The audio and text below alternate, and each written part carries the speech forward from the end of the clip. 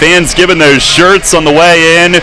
And Matt, what an atmosphere here tonight. The Revs did everything that they were able to do to put themselves in position tonight, winning both games at Long Island, both nail-biters. But what a job they did, and now trying to finish it here at home. Really tremendous what they did to go up into Long Island and win the first two games.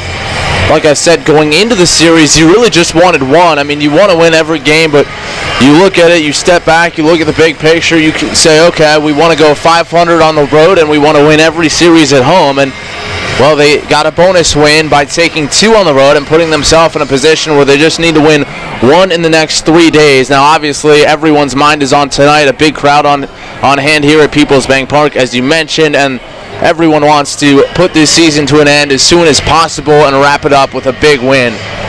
Well, it'll be Victor Mateo making the start for the Revs in Game 3, and it pitched very well against Southern Maryland, got the win in Game 2 of the division series, allowed 2 in the first inning, but nothing after that. And it'll be John Brownell going for Long Island tonight, roughed up in Game 1 of the division series against Somerset. He did also have an ankle tweak in that one, and it maybe played a role, but that is the matchup here tonight as the Revs host the Ducks in Game 3, trying to wrap things up here this evening. We will take a timeout in the pregame. We're going to carry all of the player introductions for you, as we always do on nights such as these. And with that in mind, we will at least start the Broadway Transmission Manager's Report when we come back a little bit earlier here tonight. We'll hear from Mace, get his thoughts on the two games at Long Island. We'll cut in for the intros if need be, but we'll hear from Mace coming up. First pitch set for 6:30 here tonight, Game 3 of the Atlantic League Championship Series, and the postseason brought to you by Neighborhood Sure Save Markets, right here on Sports Radio 1350 WOYK. You'll always hit it out of the park with great Best Yet products from your neighborhood Sure Save stores. Like party platters with $18.93 deli items. Team up Best Yet hot dogs with Best Yet kettle cooked chips. And get Best Yet 12 packs of soda and Best Yet Rising Crust pizzas at Saubles Markets in Shrewsbury, Stewartstown, Whiteford, and East York. And at Nell's Market Fresh Foods in Spry. Hey Revs fans, this is Travis Willis from the York Revolution. Join me and fellow teammate Ryan Dent for the 2017 Youth Baseball Camp for players 9 to 17 years of age on Saturday, October 7th from 9 a.m. to 3 p.m. and Sunday, October 8th from 9 a.m. to 12 p.m. at People's Bank Park. For registration and more information, visit the York Revolution Facebook page and click events or call the Apple Chevrolet ticket office at 717-801-HITS. The camp experience will go over a wide range of fundamental baseball skills and allow campers to get better while having a blast. Deadline to register is October 4th, so sign your kid up today. Get your tailgate on at Rudders with Jumbo Chicken Wings. For a limited time, Rudders VIPs earn triple rewards. 3 cents off per gallon of gas by purchasing delicious Jumbo Chicken Wings. Choose from 8 different mouth-watering flavors, including Old Bay and Buffalo hot sauce. Rudders, why go anywhere else? Pastrami, sausage, turkey bacon, green peppers. Choose from over 30 toppings for Rudders breakfast sandwiches. For a limited time, you can get 2 breakfast sandwiches for only $5 and earn 2 cents off per gallon of gas. Rudders offers you breakfast all day long. Rudders, why go anywhere else? The Revolution plays here. Play ball! The new Sports Radio 1350.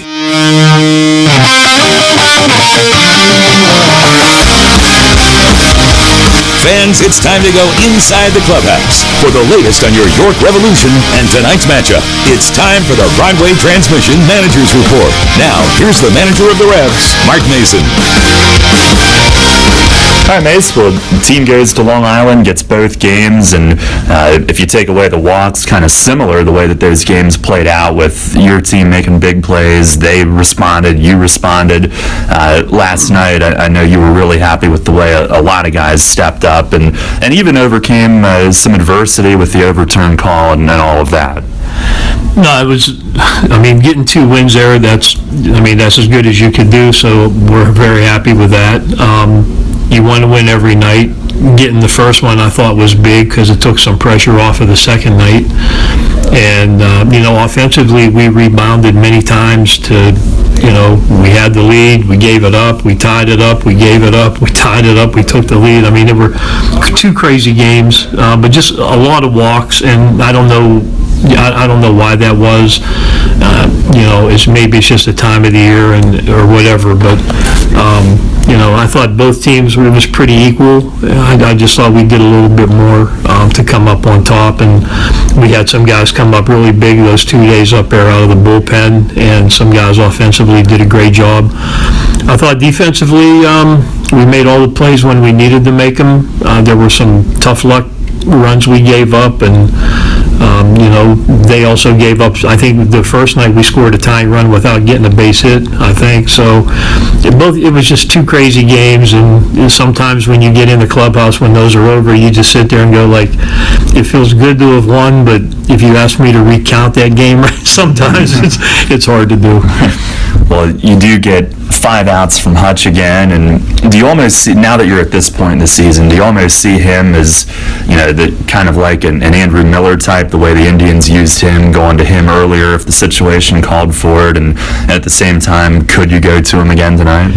Yeah, well, tonight we're going to stay off of him, but I said to Fletch last night, I said this is like bringing Chapman in last year for the Cubs. I mean, he's coming in here in the 8th inning and pitching the 8th, pitching the 9th. It's like sometimes when you get a chance to get to your guy, you would like everybody to be clean and make it simple and then just give him one inning, but it's just that time of year where if guys don't look like they have their best stuff, it's hard to stay with it, and you never know when you make a change if it's going to be a better one or whatever, but all you know is what you have at the moment, and sometimes you just think you have to try to do something else. So we know everybody's out there giving it 100%, and that's all we can ask of them, but then it's up to us to try to make sure things don't get out of control. And last night it started to get out of control real quick with 6 pitches and then a bunt. Right away they got bases loaded, nobody out, and I thought Sides did a fantastic job there. And even Frankie. I mean, Frankie, he hit a guy, walked a guy after 6 really strong innings. And then they bunted. We couldn't get anybody out. But then he strikes out Vega, and then Grant comes in and punches out Lyons. So next thing you know, it's 2 outs and bases still loaded, and a little jam job ground ball. They get 1 run, then he strikes out the next guy. So it's like, it's just, that was a big inning right there, because that could have easily been a crooked number for them. And, that was probably the difference in the game, getting out of that one right there. And offensively, their guy really settled in after the leadoff home run. Was there anything that your guys started to do differently, maybe the 3rd time through the order, I guess it was? Yeah, we did. We talked in the dugout. We started talking pretty good about it, like in the 4th inning, about trying to make some adjustments as to where we were in comparison to home plate. And, we talked about what we wanted to try to do from the right side, what we wanted to try to do from the left side. And so we did make some adjustments, and immediately when we made the adjustments, whether it was coincidental or not, we had 2 base hits in a row. I think Dent started off that inning with a hit, then I think Simpson had a hit behind him. And then I think that might have been, we got 1 run there that inning, maybe 2, I can't remember, but but we did make some adjustments there, and then I think we started to put the bat on the ball a little bit more. I thought Fisher threw the ball really well. We'll take a break. We'll check back in with Mace. Right now, the team intro is beginning. Pitching coach Billy Horn. Manager Kevin Baez. Pitcher number 21 David Artsma. Pitcher number 18 Tyler Levin. Pitcher number 15 Jose Velez. Pitcher number 29 Tyler Wilson. Pitcher number 14 Patrick Kreider. Pitcher number 38 Amalio Diaz. Pitcher number 45 Jake Dunning. Pitcher number 25 Jake Fisher. Pitcher number 35 James Jones. Pitcher number 99 Bruce Kearns. Pitcher number 44 Matt Larkins. Pitcher number 36 Matt Marsh. Pitcher number 17 Dennis O'Grady. Pitcher number 48 Dustin Richardson. Richardson. Pitcher number 27, Rob Rogers. Pitcher number 9, Zach Tracy. Catcher number 24, Audie Afner. Infielder number 30, Ruben Gotay. Outfielder number 28, Jordan Hinshaw. And outfielder number 19, Derek Piles. Well, you may throw your rock, hide your hand. And now, the starting lineup for the visiting Long Island Ducks. Leading off for the Ducks, the third baseman, number 6, Giovanni Alfonso. Batting second, the second baseman, number 13, Elmer Reyes. Batting third, the left fielder, number 20, Lou Ford. Batting fourth, the first baseman, number 34, Mark Krause. Batting fifth, the catcher, number 23, Alex Berg. Batting sixth, the designated hitter, number 26, Angelo Sonko. Batting seventh, the center fielder, number 5, Delta Clary Jr. Batting eighth, the right fielder, number 11, Anthony Vega. And batting ninth, the shortstop, number 12, Dan Lyons. The starting pitcher this evening for the Ducks, right-hander, number 7, John Brownell. More punch than your bowl of juice, and ain't nobody more jiggy than us. Stuff so rough it cause the head rush like whoa. Give it to me, bring it here. Don't stop, girl, shake it here, shake it there. Let money mark get off your left here. We off the chain for the whole year. So if you look good with a big old butt, live in your own crib and make your own bucks. Hit me up, tradeplus.com, and tell me where you from. We don't play, we take it to the house. MIA, take it to the house. This is the way we take it to the house. Take it to the house, take it to the house. 305, take it to the house. We got that fire, take it to the house. Slip and slide, take it to the house. Take it to the house, take it to the house. Smoke out, choke out, we give fuel, give me fire, give me that which I desire. And now, please welcome to the line your 2017 Freedom Division champions, the York Revolution!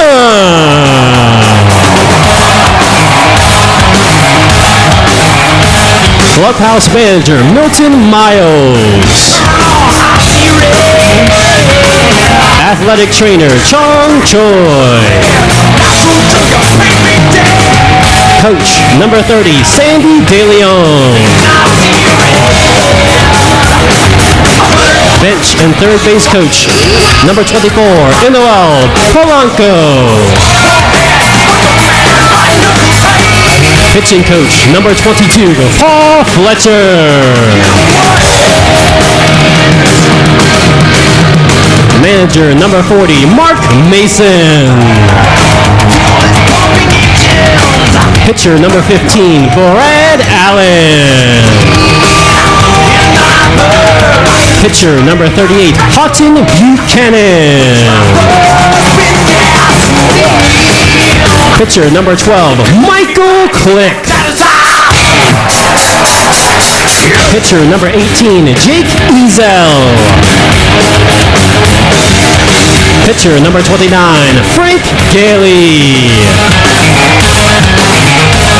Pitcher number 36, Jared Gaynor. Pitcher number 32, Chase Hutchinson.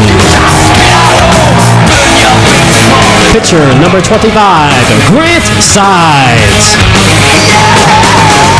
Pitcher number 31, Joe Van Meter. Pitcher number 33, Luke Westfall. Pitcher number 26, Logan Williamson. Catcher number 20, Luis Cruz.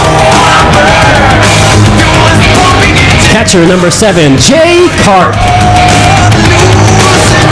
And outfielder number 13, Tyrone Verona.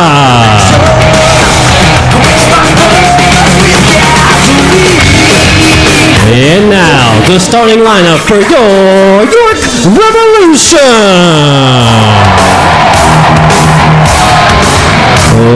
Leading off for the Revolution, your left fielder, number 2, Alonzo Harris. Batting second, your right fielder, number 10, Jared Mitchell. Batting third, your second baseman, number 6, Ruby Silva.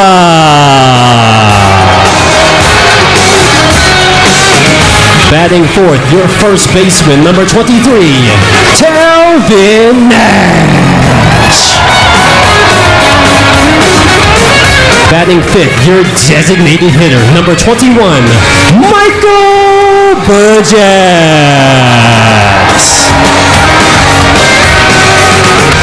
Batting sixth, your catcher, number 16, Isaiah Tejeda.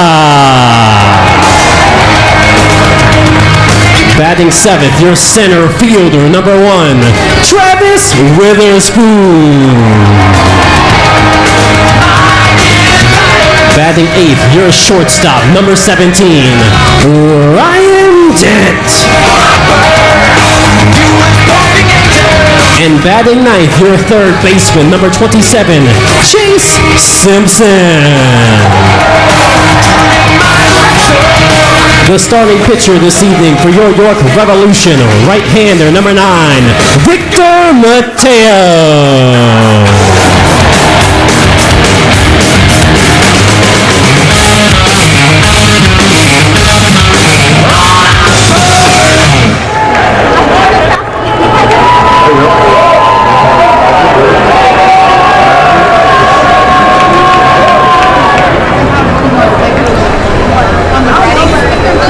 Fans, at this time, please rise and direct your attention to center field and welcome members of the York Area Boy Scouts troops for the presentation of the flag of the United States of America.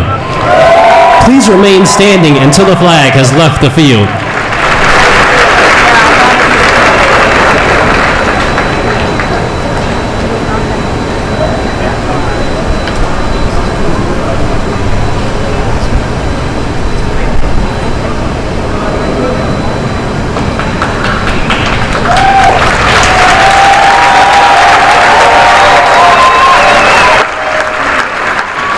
Fans, at this time, please welcome Hugh Benedict for the performance of our national anthem. Oh, say, can you see by the dawn's early light what so proudly we hailed at the twilight's last gleaming, whose broad stripes and bright stars through the perilous fight o'er the ramparts we watched were so gallantly streaming, and the rockets' red glare, the bombs bursting in air, gave proof through the night that our flag was still there. Oh, say does that star-spangled banner yet wave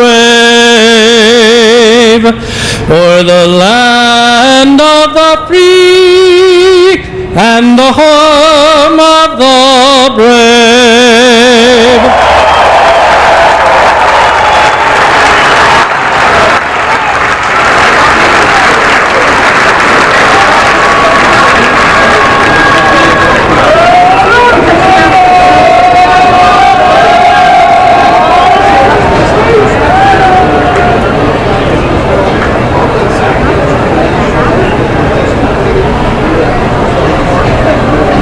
Wait now as the colors are being marched off through the center field gate. Boy Scout troop bringing those on here tonight. Tremendous pregame introductions. This place really charged up here for Game 3 tonight. Thank you again to the Boy Scouts. Rally towels waving as the Rebs were introduced to the line. They'll go back in, and one final round of pregame stretching before Game 3 gets underway. Mace meets with Kevin Baez at home plate. We resume our Broadway transmission manager's report talking about the offense last night, which got off to a slow start, but got the job done against Jake Fisher.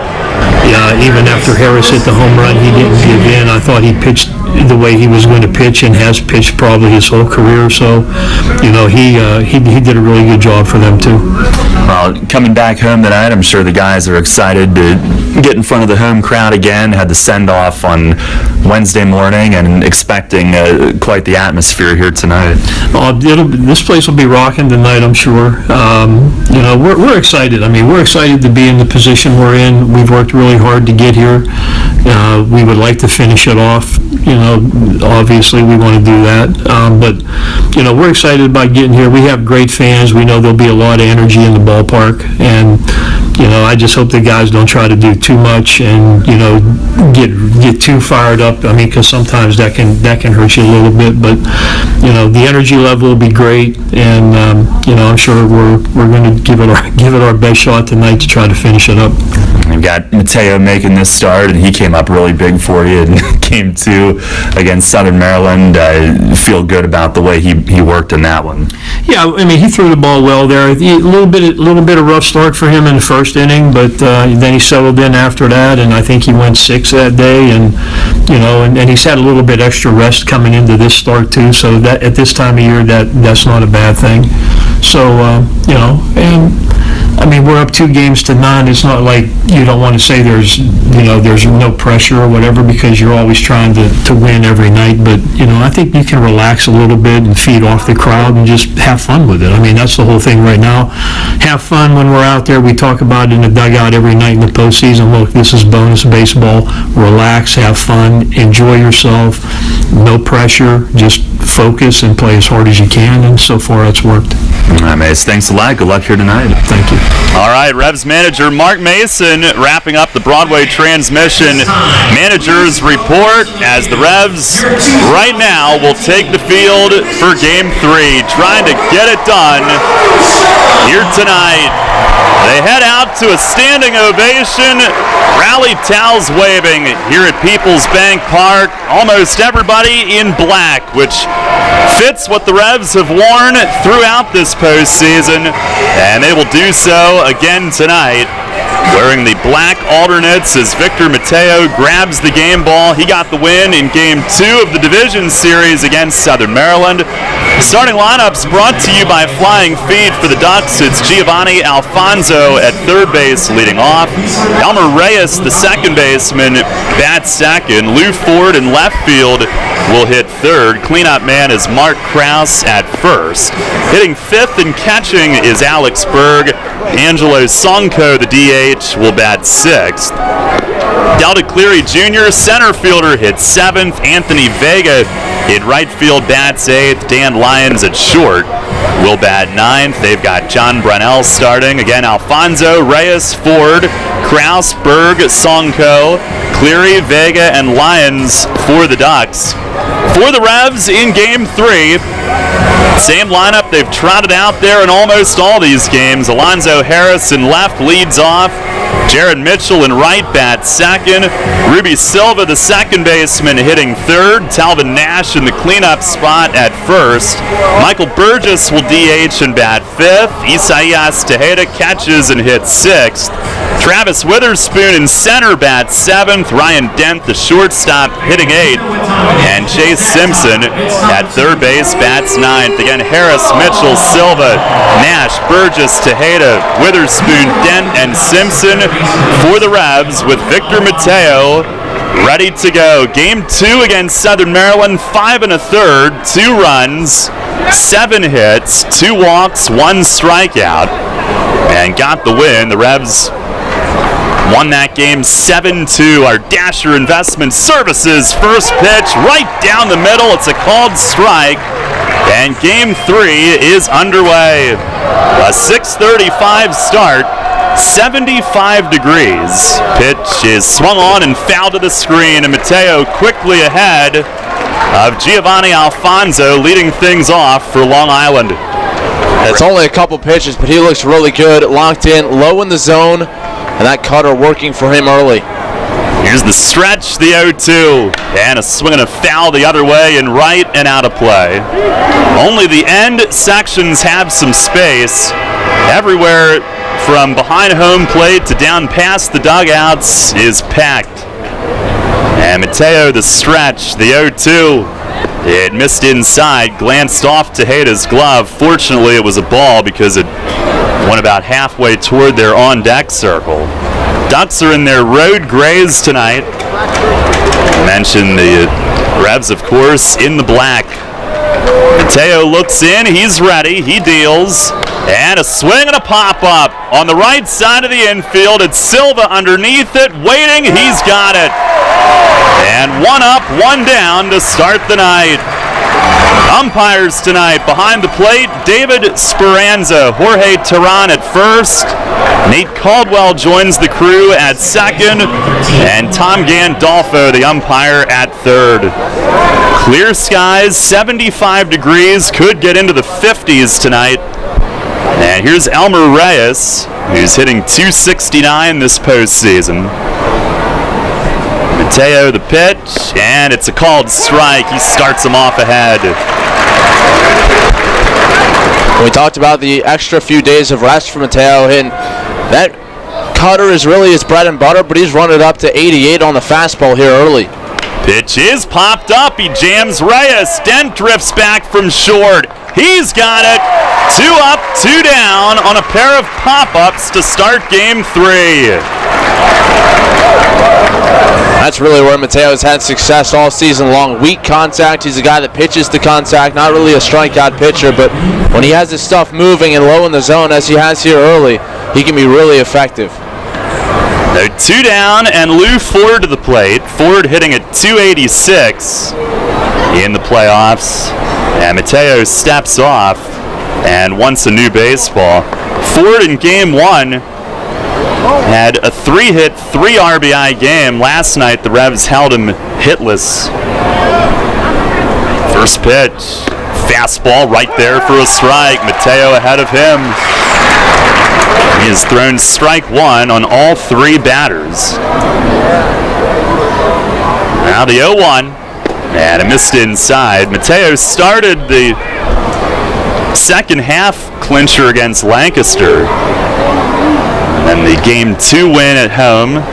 The 1-1, up and in. Ford has to twist away. And some chin music from Vic.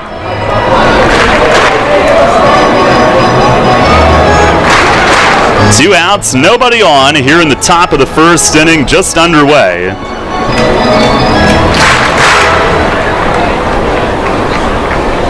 Mateo into his stretch, the 2-1. And that misses high and away. It's Ford, who Hutchinson struck out to end game 2 last night, was the winning run at the plate. Now the 3-1.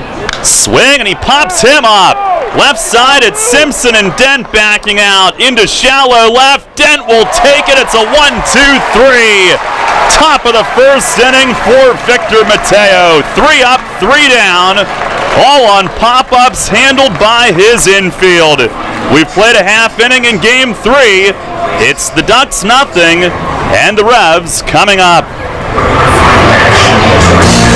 You'll always hit it out of the park with great Best Yet products from your neighborhood Sure Save stores. Like party platters with $18.93 deli items. Team up Best Yet hot dogs with Best Yet kettle cooked chips. And get Best Yet 12 packs of soda and Best Yet Rising Crust pizzas at Sobel's Markets in Shrewsbury, Stewartstown, Whiteford, and East York. And at Nell's Market Fresh Foods in Sprott.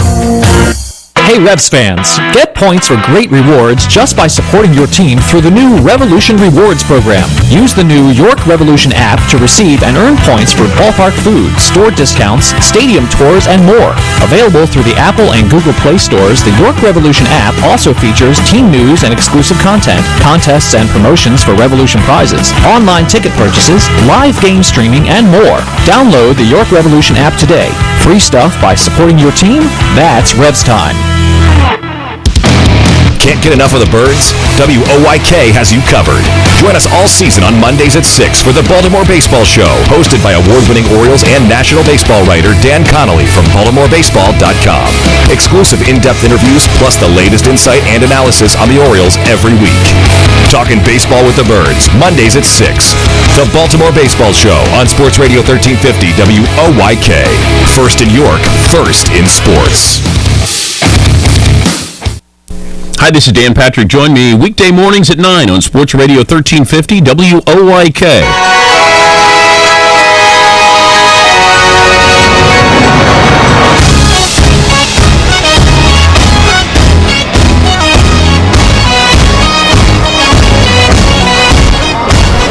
Victor Mateo, a 1-2-3 top of the first inning. Revs coming up against John Brownell in their half of the first. Brownell 10-5 with a 3.44 ERA during the regular season.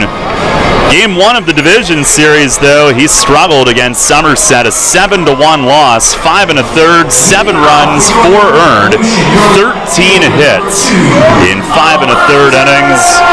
Evidently tweaked his ankle on a play during that game, and they pushed him back to give him a couple of extra days. And he'll have the ball here tonight.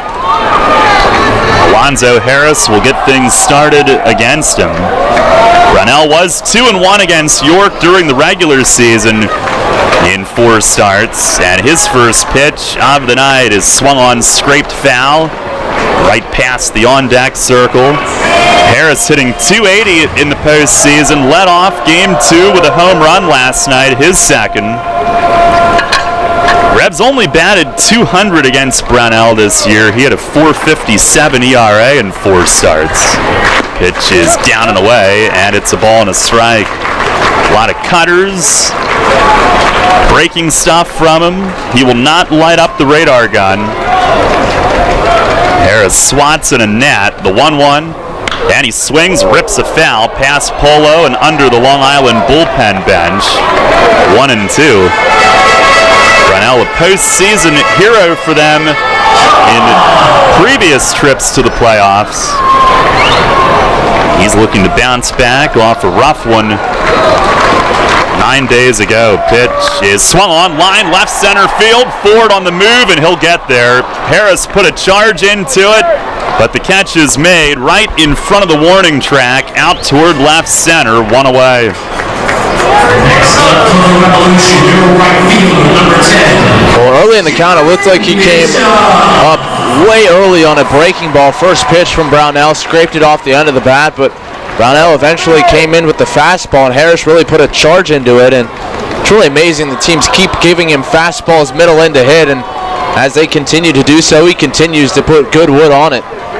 Here's Jared Mitchell, and he swings, hits one in the air, right field. This is deep. Vega back onto the track, but he's got room. 2 deep flyouts caught on the edge of the warning track. 1 from Harris, 1 from Mitchell, and there's 2 down quickly. Makes you wonder how the ball might fly tonight. The wind's certainly blowing out here tonight, straight away to right center field, but it looks like on that one, another first pitch changeup, I think, from Brownell, off speed early, and I think it might have just slowed the bat speed down just a hair for Jared. 2 down, here's Ruby Silva, and the first pitch is on the outer half, a called strike. Silva 6th among playoff hitters with a .370 average, leads the Atlantic League in postseason hits with 10. Pitch is swung on, ripped right side, base hit number 11. And the Revs have the game's first base runner, Ruby Silva, a 2-out single laced to right.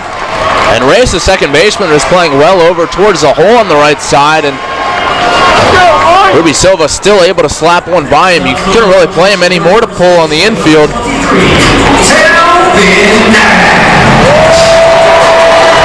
Now here's Talbin. Nash has been held to a .200 clip, but he's got 2 homers, including a walk-off in Game 1 of the divisional round. Tied for the lead in RBIs with 6, along with Burgess. He had his 6th on a ground out in the 8th last night, which proved to be the winning insurance run in a 5-4 win. Leads the playoffs in walks with 6. And Brownell the pitch, swinging a foul tip. Nash up there firing away. Brownell continues to go off speed to start guys first time through the order. Nash 4 hits in the playoffs, and all coming against Southern Maryland, so looking for his first hit here against Long Island.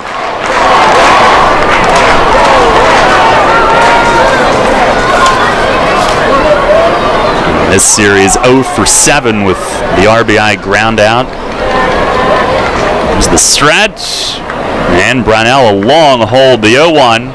It cuts off the plate away. They actually have Nash played the other way in the outfield, and we should give props to Joe Morgan, our head groundskeeper. He cut the silhouette of the Atlantic League Championship trophy into the grass pattern in center field. Got rave reviews today.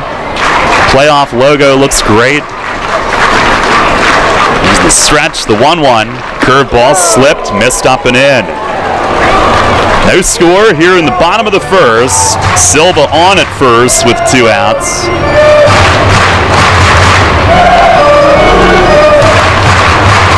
The field's just beautiful all the way around. Really great job by the entire grounds crew. Not only the logo in center, the playoff logo is painted on either side in foul ground.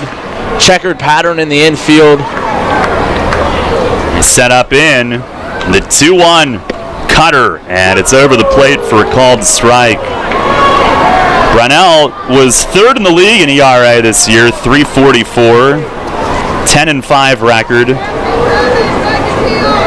He's their all-time leader in all the major career pitching categories.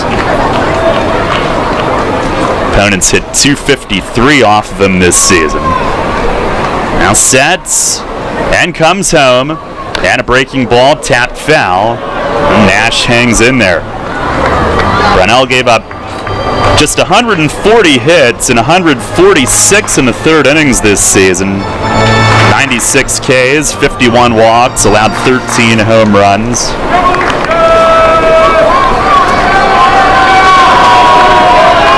It was very unlike him, the number of hits given up in his first postseason start. And again, he may not have been 100% healthy either. Now the stretch, another 2-2. And a cutter just inside. Brownell started off the mound. Nash flinched back. And a close take makes it a full count. As Silva will be on the go from first. No score here in the first inning. Series shifting to York tonight. The Revs' first home game since Game 2 against Southern Maryland. Now Brownell ready. Long set, 3-2, and a swing and a broken bat, and he's down to glove it. He'll throw to first to end the inning. Broke Nash's bat, and Brownell went down to a knee to glove it against the dirt of the pitcher's mound. No runs, 1 hit, and 1 left, 1 complete. Here in Game 3 of the Atlantic League Championship Series, it's the Revs nothing and the Ducks nothing. You hear a lot about CPAP masks these days, but here's something you don't hear much about. Over half of the people who wear a CPAP mask for sleep stop wearing it within a year. How's that working for you? Dr. Gordon Bell would like you to hear this. York Dental Sleep Therapy has dental options that can help many of those people. If you or someone you live with is struggling with sleep apnea, visit YorkSleep.com and see how Dr. Gordon Bell can help return your home to peaceful nights of deep, restful sleep. If you're groggy during the workday, if you wake up feeling exhausted, if you would like to get your nighttime sleep patterns back to a healthy state, get a confirmation from your doctor, then meet with Dr. Bell at his office on West Market Street in Hallam. He'll evaluate your symptoms and discuss which treatments would best suit your situation. Dr. Bell can restore restful sleep and get you feeling better day and night. York Dental Sleep Therapy. Call 316-1299 or visit YorkSleep.com to learn more. Are you one of the many people that has a 401k that is eligible to roll over, but you just haven't done it yet? Maybe you're not sure where is the best place to put it. I'm Tom Dasher of Tom Dasher Investment Services. I specialize in helping you getting your 401k and IRA money parked in the best place for you. So if you haven't rolled your 401k yet, or if you're not satisfied with your IRA, call me for a consultation at 487-2096. That's 487-2096. And check out my website at tomdasher.com. This is Brad Allen. You're listening to York Revolution Baseball on the home of the Revs. Sports Radio 1350 WOYK. First in York, first in sports.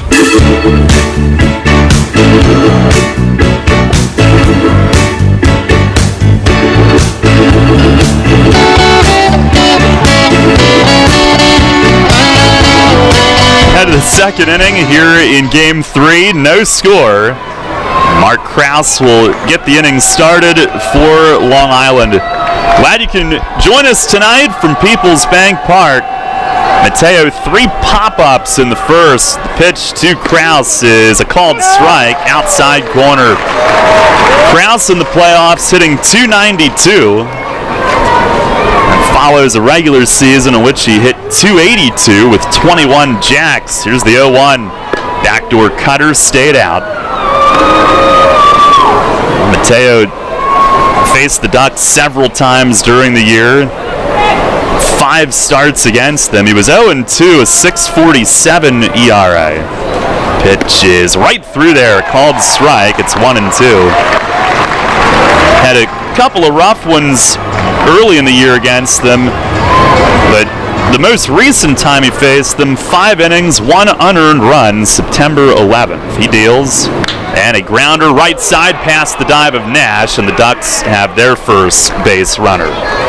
Mateo ahead of him, but Krause yanks a single into right, and the leadoff man is on.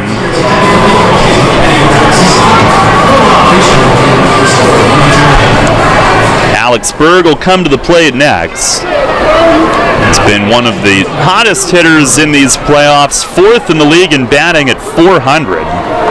Homered last night, his 2nd of the playoffs. And Nash will hold Krause at first. Mateo the pitch, and it's down and in. 1 ball, no strikes. Dusk setting in here on a much more autumn-like evening here in York. Mateo ready. The 1-0, and a line drive caught at third. Chase Simpson with it. He'll look back toward first. Krause is back, but a bullet to third. It goes for the first out. He reached across his body toward the line and speared it. And I think the most impressive part of that play was that he held on to the baseball. That's one that you're really tempted to throw across and try to double Krause off. He loaded up. He wanted to gun it, but really smart play to hold on to it. Krause not too far off. Now Angelo Sonko, the hitter, the DH.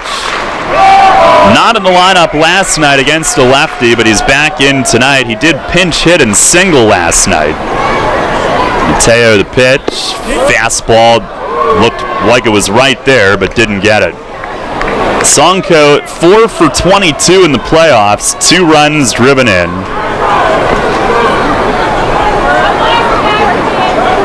Mateo ready. The 1-0, and that missed high.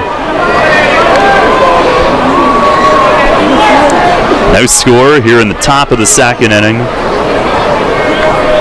Mateo will have to be careful with Sonko, a powerful hitter. With a hitter's count, here's the stretch, the pitch. Swing, and he broke his bat, popped it up toward the first base side, and that will get into the seats as Sonko heads over for a new stick. Sonko during the season, 24 home runs, 3rd in the league. Batted .263, drove in the 4th most runs, 81.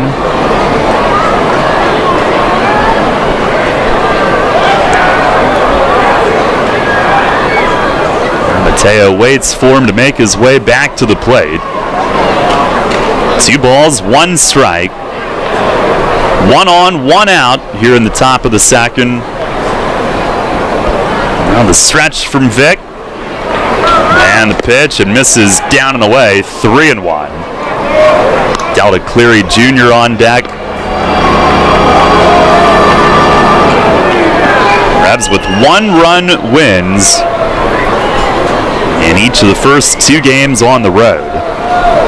It's the 3-1, and it's a called strike up in the zone, but right over the plate, a full count. Sonko has been prone to the strikeout. Krause, a big built guy, but he can move for a big hitter. And he will run. Pitch is grounded foul down the line at first, and Krause will head back.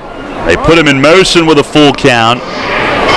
A race from the guys in the Revs bullpen to chase that ball down, but it went all the way to the corners, so Jared Mitchell will handle the honors. Jay Karp was outrun by somebody going after it.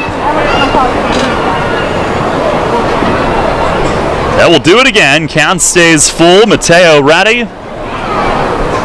And the pitch. Running again, and it's grounded foul again. This time down toward where the guys are seated in the Revs bullpen.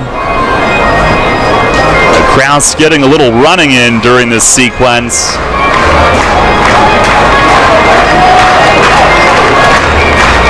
Sonko's pounded one foul towards first twice in a row. Now let's see if they try to go away from him on 3-2. And a move to first. Kraus wasn't far off. He's back standing. Sonko 1 for 6 in the series. The one was the pinch hit single last night. Lengthy battle going on between these two. Mateo has his sign.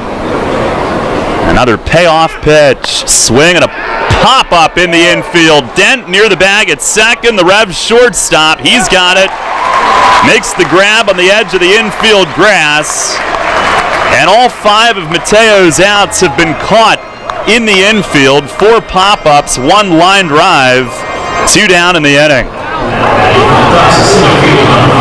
He's done a nice job against hitters both right-handed and left-handed on getting in on the fist. A lot of weak contact off the bat handle, and that's in large part why they've stayed in the infield. They haven't really been able to get any good wood on it in addition to getting under it. Here's Delta Cleary Jr. Fastball called strike, outside corner. Cleary hitting .286 in the playoffs. 2 for 3 in game 1 of this series. 1 for 3 last night. Also a couple of walks in the series. There's the stretch from Mateo. The 0-1. And a bouncing ball to short. Dent toward the middle. Gloves it on a high hop. Wins the race to second himself. And the inning's over. 2 scoreless for Mateo to start it. No runs, 1 hit, 1 left. Working around the leadoff single. We've played 1.5 here in game 3. No score. Sports injury? Walk into WellSpan Urgent Orthopedics for immediate care. No appointment is ever needed. Our orthopedic and sports medicine specialists are here to treat you. Visit wellspan.org/urgent orthopedics today for hours at our York and Hanover locations. The York County Economic Alliance is York County's primary business resource, representing over 1,100 member businesses and 50,000 employees in York County. The YCEA serves to lead economic growth, connect local businesses, and to create a prosperous York County. This month, the YCEA celebrates the anniversaries of these members: Gladfelder, Anstat Communications, RG Group, RKL, Buchard Horn Incorporated. The York County Economic Alliance. Together we prosper. Visit YCEA-PA.org. As any baseball fan will tell you, there's nothing quite like spring training. Join Kraus Travel for spring training with the Baltimore Orioles. Follow the Birds south to Florida March 18th through the 23rd and catch 6 spring training games. Kraus Travel's spring training package includes round-trip travel from York, 5 nights in historic downtown Bradenton, daily breakfast, transportation to and from each game, and more. Reserve your spot in the lineup now. Call Kraus Travel today at 244-6410 or email info@kraustravel.com. At the York County Solid Waste Authority, we urge residents to properly dispose of household medications. That's why we put secure medication drop boxes in 16 police departments. Drop old meds off for free. Learn more at www.ycswa.com. Garbage is power. The revolution plays here. Play ball! The new Sports Radio 1350.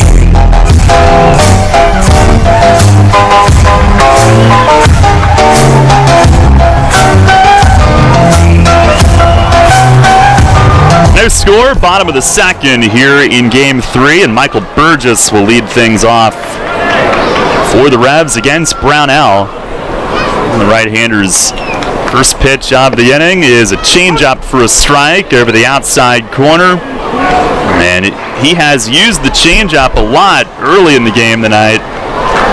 Burgess hitting .273 in the playoffs, 2 homers, 0-1, and it's a called strike up in the zone. David Speranza early on tonight is giving the high strike. Burgess tied with Nash for the playoff lead with 6 RBIs. Here's the wind and the 0-2. And a swing and a miss. Breaking ball snapped into the dirt. Berg blocked it and tagged him. And 1 away. We'll pause for station identification. This is Revolution Radio. Next up for the Revolution, your catcher number 16, Isaiah.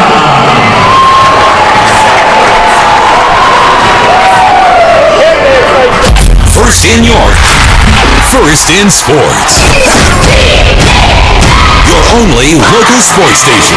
The new Sports Radio 1350, WOYK, York, Pennsylvania. 1 down. Here's Isaiah Tejeda, 8th in the league in playoff hitting, 294. And Brownell with the pitch to him. It's a cutter for a called strike. A big double for Tejeda in the 7th inning in game 1. 2 for 6 in this series. There's the 0-1, and that misses down low. That set him up to score on Witherspoon's base hit the other night. Witherspoon on deck has had go-ahead singles in the 7th inning in both games. The 1-1, and that's a called strike down in the zone. Fans didn't care for that. 1-2 the count on him. Leave it down, leave it down. Leave it down there. That was Spoon. Oh, that was him? Yeah. Here's the 1-2. And a breaking ball blocked by Berg. And Revs fans getting on Speranza saying that was a strike as well. No, but that's cool to hear. Our Mike picking it up right behind the on-deck circle, and you don't hear on-deck hitters often chime in mid-at-bat, but good encouragement for Tejeda saying, okay, he called 1 down there, but until you have to swing, that's not your pitch. Pitch to him here. He swings, lofts it in the air toward the line and left. Ford will give it a look. It falls toward the corner and foul as it lands down at the back end of the Ducks bullpen. No score here in the bottom of the 2nd inning. Tejeda, a slow walk back toward home plate. He was on his way up the baseline in the event that it landed fair.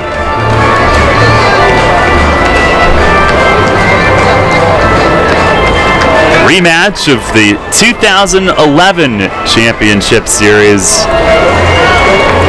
The Revs, to open that one, split at Long Island, actually lost game 1. Pitch to Tejeda, breaking ball, line drive, left field, over Ford's head, and 1 hops the wall, and Tejeda's gonna try for 2, Ford the throw, he slides in! Just ahead of the tag, it was close. And it's a double, and Tejeda is the first to reach scoring position tonight. Rally towels waving here at People's Bank Park. He scorched it, and it sailed over Ford's head. It was close, but he slides in. Brownell delivered a breaking ball earlier in the at-bat. I think it was the one that he fouled off deep down the line and left. He got that one off the fist, and then Brownell came back with it. That one right over the heart of the plate, a hanger. And Tejeda took advantage, an absolute scorcher over the head of Ford. And now Travis Witherspoon. Tejeda, the short lead, the first pitch, a swing and a miss. A cutter from Brownell, who lives on that pitch. Witherspoon, who, as we mentioned, the games, aside from the walk totals being so high on Wednesday night, the course of the game so similar. The first 2. Here's the 0-1, and it runs off the plate away. And it was the Revs taking the lead with a 2-out hit from Witherspoon in the 7th inning both nights at Long Island. Ducks answered both times on a 2-out infield hit to tie the game, only for the Revs to score 2 in the 8th, give up 1 in the 8th, but Hutch get out of it. Pitch is right there for a strike, and Brownell jumps ahead 1-2. Witherspoon only hitting .231 in the playoffs, but Some really big hits. There's the stretch. And the 1-2 inside. And he kicks the back leg back. 2 balls, 2 strikes. No score here in the bottom of the second. Tejeda at second on the 1-out double. Now Brownell ready. And the 2-2. Swing and a bouncer foul. He hangs in on a tough one. A cutter tailing low, and Witherspoon able to get just enough.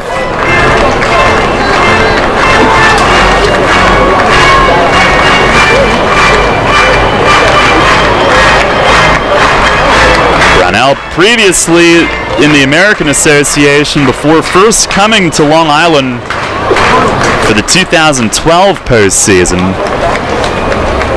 He sets, look back at second and deals, and it just missed inside. Witherspoon dances back, he works it full. Ryan Dent on deck. Nightfall almost setting in here. Revs trying to strike first in game 3.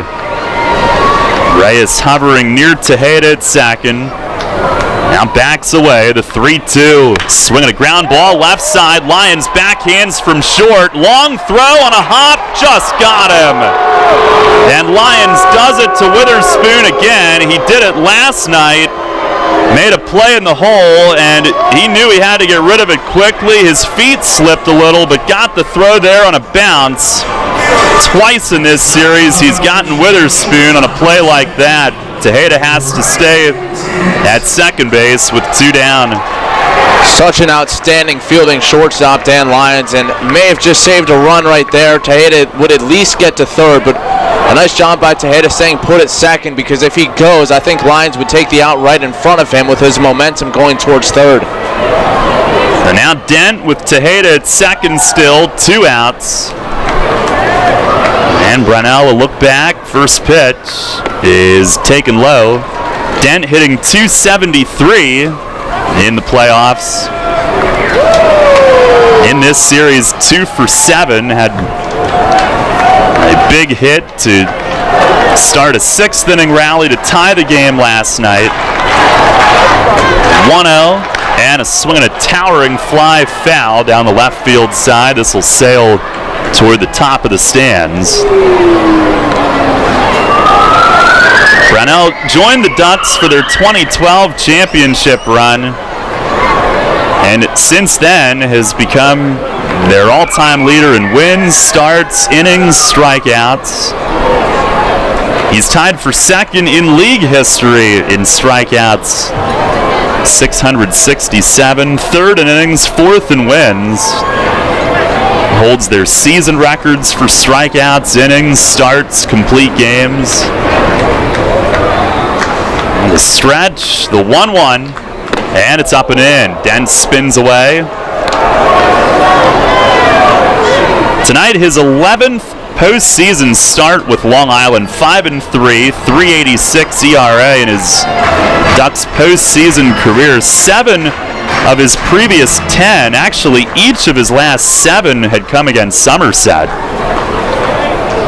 Here's the 2-1, and a cutter placed on the outside corner, 2-2. Perfect spot. Brownell, 34 years old, 12th year pro, 6'3" righty from Omaha. Now the stretch. The 2-2, and a breaking ball snaps into the dirt. Dent works it full. Brownell went to University of Oklahoma, 27th round pick of the Phillies in 06. 1 year in their system, and then to the Frontier League, the Northern League, and the American Association before Long Island. 3-2, and a called third strike. A cutter in, Dent was backing up, and he's rung up to end the inning. We've seen some in there like that have been balls, Nash and Witherspoon, but not on Dent. He's rung up. 2 strikeouts in the inning for Brownell, who works around a 1-out double. 1 runner left. We go to the third, no score. You line your feet up on the edge of the starting block, shake out your arms, and then you push off the block in one fluid motion, fully extending your body and cutting into the water with nothing on your mind but the mechanics. You're a swimmer, and whether it's practice time in the pool or crunch time at a meet, Flying Feet is with you every stroke of the way. Flying Feet.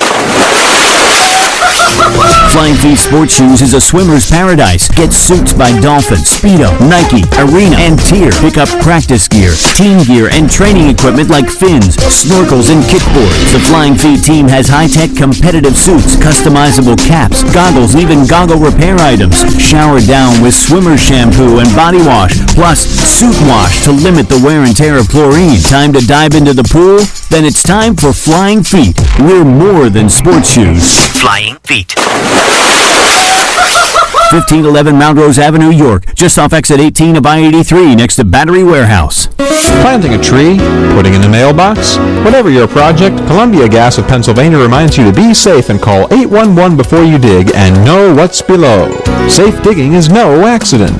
Call 811 at least 3 business days before you start your digging project, and your utility companies will come out to mark any underground lines near your work area. Calling 811 is free for Pennsylvania homeowners, and it's the law. For more information, visit columbiagaspa.com.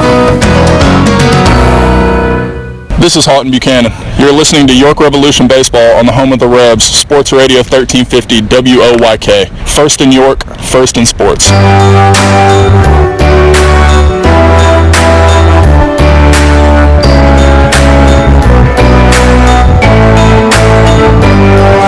No score as we start the third. Anthony Vega leading off, takes a strike from Mateo. 8-9-1 for the Ducks. Vega 3 for 15 in the playoffs with a home run. There's the 0-1, and he swings, pulls a ground ball, base hit to right. Now the leadoff man has singled in each of the last 2 innings. Ducks have their second base runner, and Vega can scoot. He's got good speed. 10 stolen bases and a partial season played this year. And here is Dan Lyons. Lyons 3 for 18 here this postseason. 3 RBIs. Mateo ready.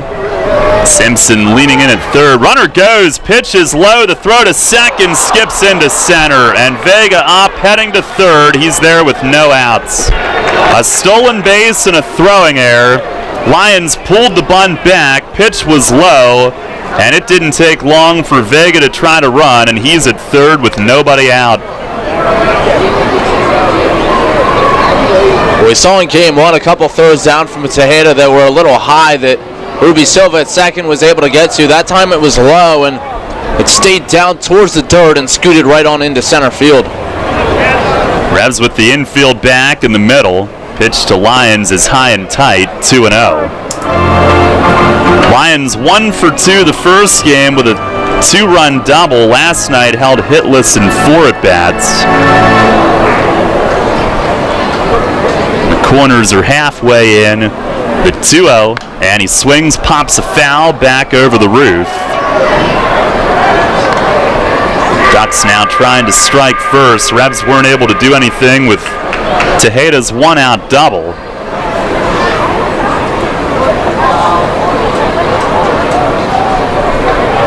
There's the stretch, and the 2-1. Swing and a pop foul, straight back again. Mateo evens it on him. Lions, the championship series MVP in 2012, a game-winning squeeze bunt in Game 5 against Lancaster. His 7th year with Long Island. Now the 2-2. Fastball up high. Tejeda asked for an appeal briefly, but they will not request one. A full count.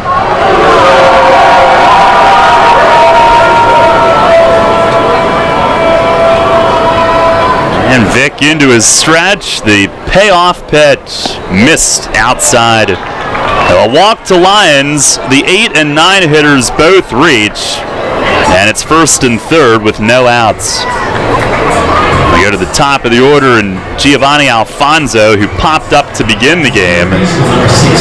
This season he hit .359 with men in scoring position and overall had a good year. And you don't want to put the 9-hitter on, but what it does do is set up the double play here with runners at the corners. The Revs would certainly concede the run here to get 2, but Ducks might try to take that away if Lions should go. And Alfonso, a big swing and a foul tip into the mitt. A strike on the first pitch. Lions had 4 steals during the regular season. He was thrown out twice. Mateo steps off. Revs set up to trade a run for 2 outs.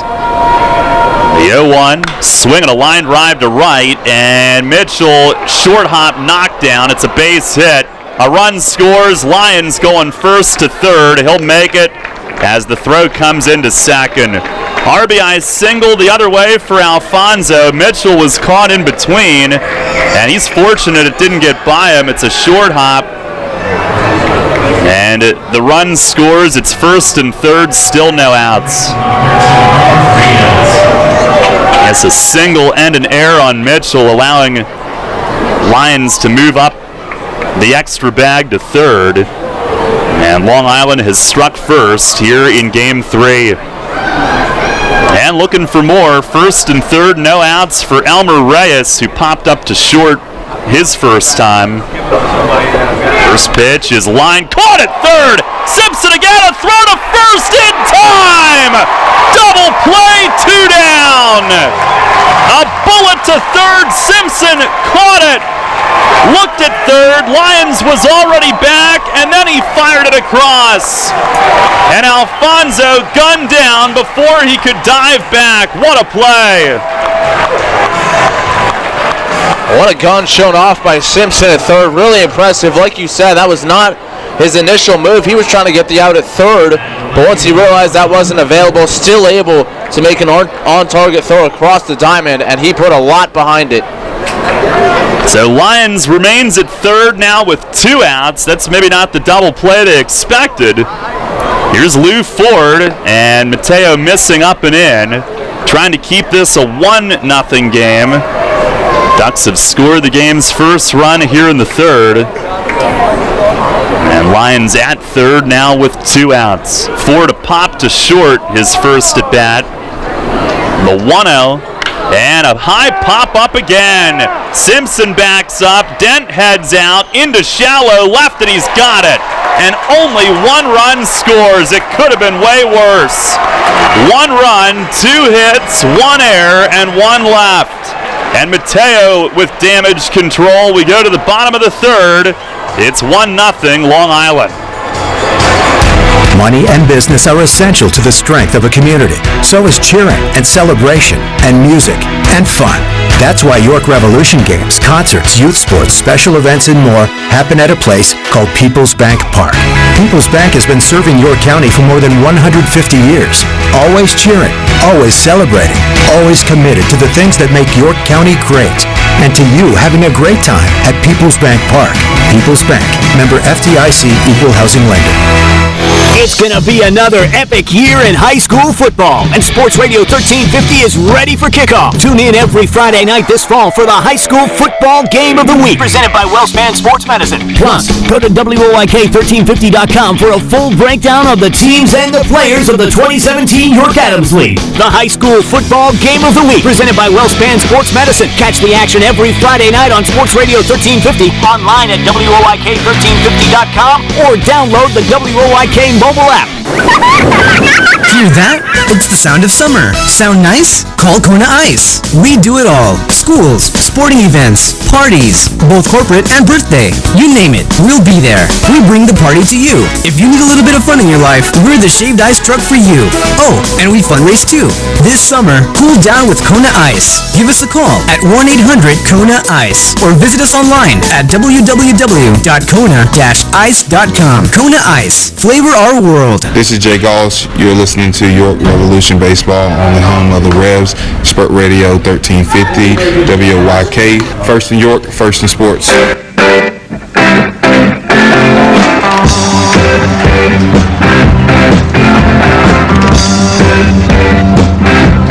1-0 Long Island as we go to the bottom of the third. Could have been worse, though. Mateo escapes further trouble, similar to how Frank did early in the game last night.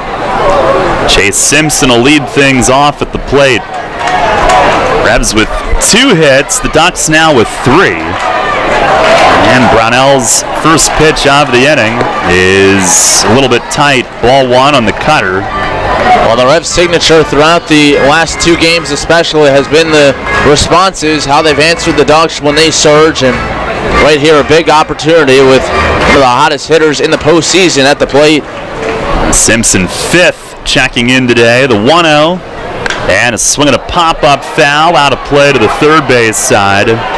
375 average in the playoffs. He's hit safely in 5 in a row. 9 for 20 in those 5. Has a home run, 4 knocked in. Harrison Mitchell will follow as it flips back to the top of the order.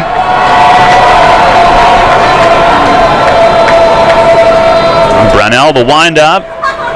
The 1-1, and that's up high. Rebs got in around 3 a.m. this morning. The Ducks came to York early this morning as well after last night's game. Simpson backs out, thinking it over.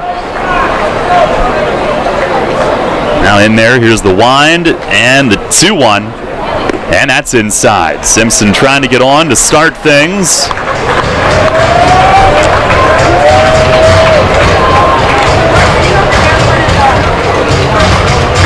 And again, he backs out, adjusts the batting gloves.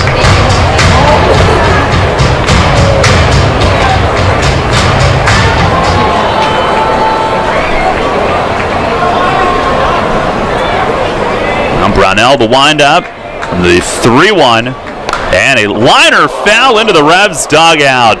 Holy smokes, he turned and yanked it right in by the entrance. He hit it backwards. I don't know how you do that.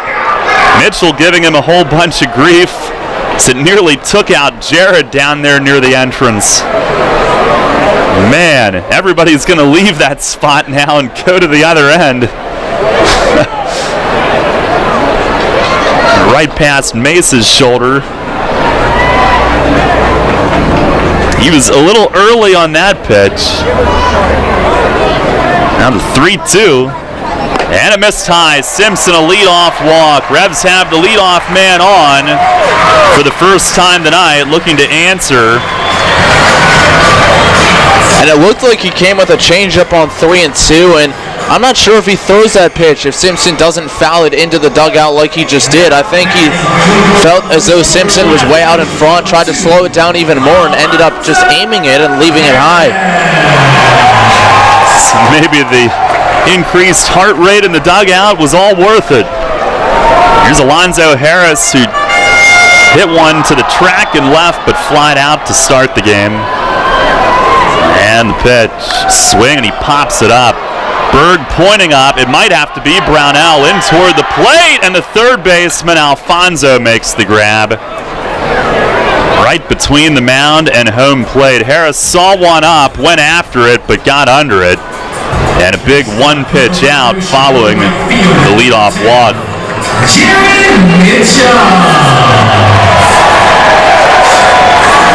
Now Jared Mitchell coming up. He flied to deep right his first time.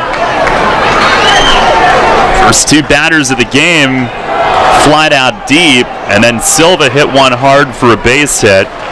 They've had some hard-hit balls, but not on the board yet. Trailing 1-0 here in the bottom of the third. Brownell sets and delivers. Mitchell shows a bunt, and Brownell paints the outside corner for a strike. That's interesting. I wouldn't have expected Jared to be bunting in this situation, but before he came up to the plate, Elmer Reyes and Mark Krause on the right side discussing their bunt defense. Maybe Reyes would cover behind Krause if it's to the first base side, but I don't know if they'll leave the bunt on or not. Alfonso creeping in at third. The 0-1, breaking ball tumbles in for a strike. And a good one, some 12-6 action from Brownell, who then drops the throw back to him, but made a good pitch and a had 0-2. He struggled in the first postseason start, did have quality starts each of his last two in the regular season.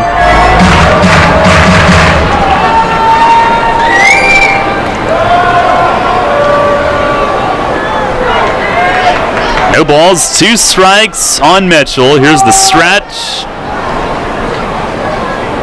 And the 0-2.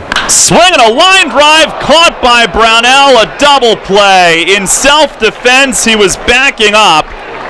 Reached across his body, caught it, and Simpson was on his way towards second and doubled off to end the inning. Now the leadoff walk erased. Revs are down in order. And we'll go to the fourth. Matt with the play-by-play. The Ducks lead the Revs here in Game 3, 1-0. Take it from me, guys. You want to make life happier? Your wife wants a nicer lawn. The kind of lawn you see on Home and Gardens and Martha Stewart. Here's a hint. You're not alone. Call your pals at Heritage Lawn and Landscape Care. They've got a way with lush lawns that the ladies like. And as you know, happy wifey, happy hubby. Winky face. Heritage Lawn and Landscape Care. World-class care right in your backyard. 717-292-9994. From Manny Brothers, almost famous, always a favorite. From Manny Brothers, almost famous sandwiches served on Italian bread. Your choice of meat piled high with cheese, fresh cut fries, coleslaw, and tomato. Every day is happy hour with half price on draft, bottles, and liquors. Tuesday and Thursdays, it's Primanti Pizza Feast wings and salad for under $20. We'll keep the wings flying with 59-cent wings all day Sunday and boneless wings all day Monday. Primanti Brothers, 2151 South Queen Street. Almost famous, always a favorite. To celebrate the greatness of our country, to sound the call to patriotism, Maple Donuts takes a stand, not a knee. Every football Sunday for the entire football season, every Maple Donut location will feature fresh red, white, and blue donuts as a sign of respect for those who have served and who serve today. To those veterans of America's military, Maple Donuts stands with you. This is Logan Williamson. You're listening to York Revolution Baseball on the home of the Revs, Sports Radio, 1350 WOYK. First in York, first in sports.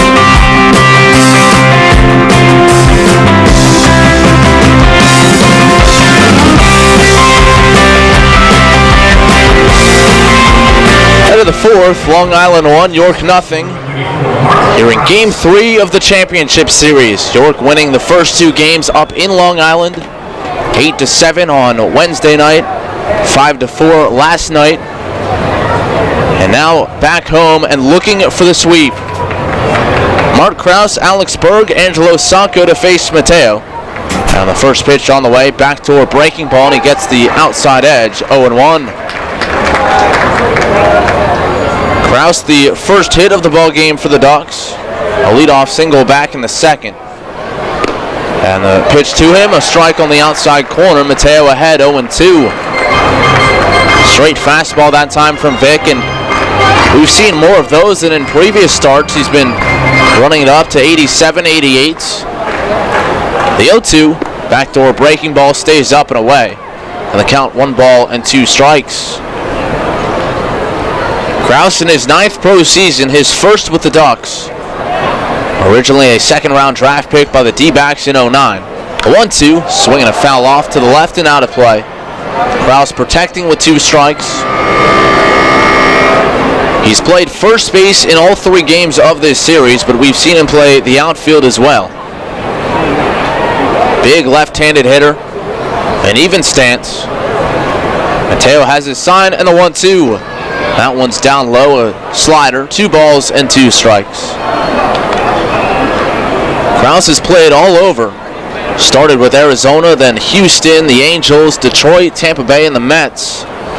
And he played in the big leagues for 3 seasons. The 2-2, swinging a foul back again. Off to the left and out of play. His MLB debut came against the Chicago Cubs on June 12th in 2013. The wind, the 2-2, up and away, ball 3, a fastball from Mateo, and that'll run it full. So Krause really showing off his patience from 0-2 to 3-2. Mateo winds the pitch, backdoor breaking ball, just missed. Tejeda held it there for an extra beat. Mateo raises his arms like, where did that one miss? And Tejeda finally gives him the ball back as he was halfway to the plate. Tejeda held that one there for maybe 2 extra seconds, waiting for the call from David Speranza, but it never came. So a great at bat from Krause to work a leadoff walk. And that will bring Alex Berg, the catcher, to the plate.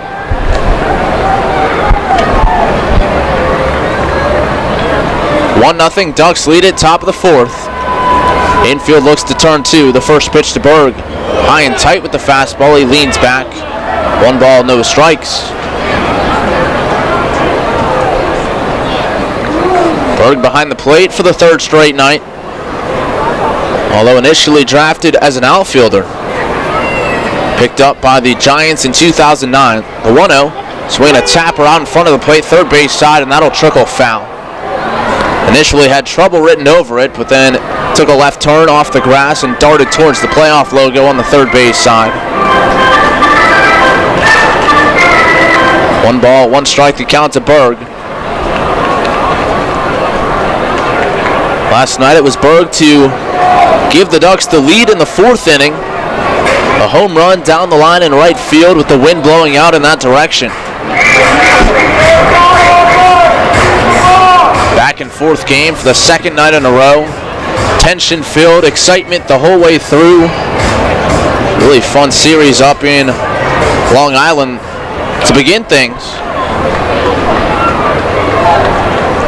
1 ball, 1 strike to count. Berg a line out to 3rd base, his first time up.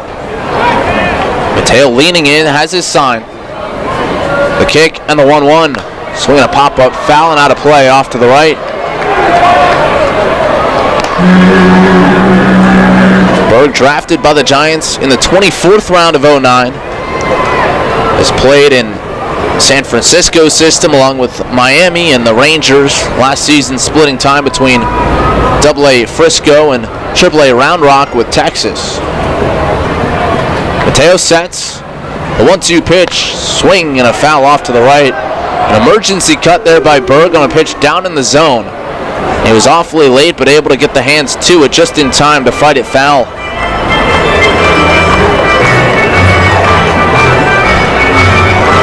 So the count remains 1 ball and 2 strikes. Berg, after being converted to a catcher, did really well throughout 40% of base runners in his first 3 years. 1-2 again, swing a ground ball towards short, could be 2, Dent to second, 1, Silva back to first, it's a double play. The Revs turn it 6-4-3 and erase the leadoff walk to Krause. 2 men down, bases empty here in the top of the 4th. That one slightly to the backhand side of Dent, he circled it. The sidearm delivery to Silva got it started. And now the Revs will face Angelo Sanco with nobody on base.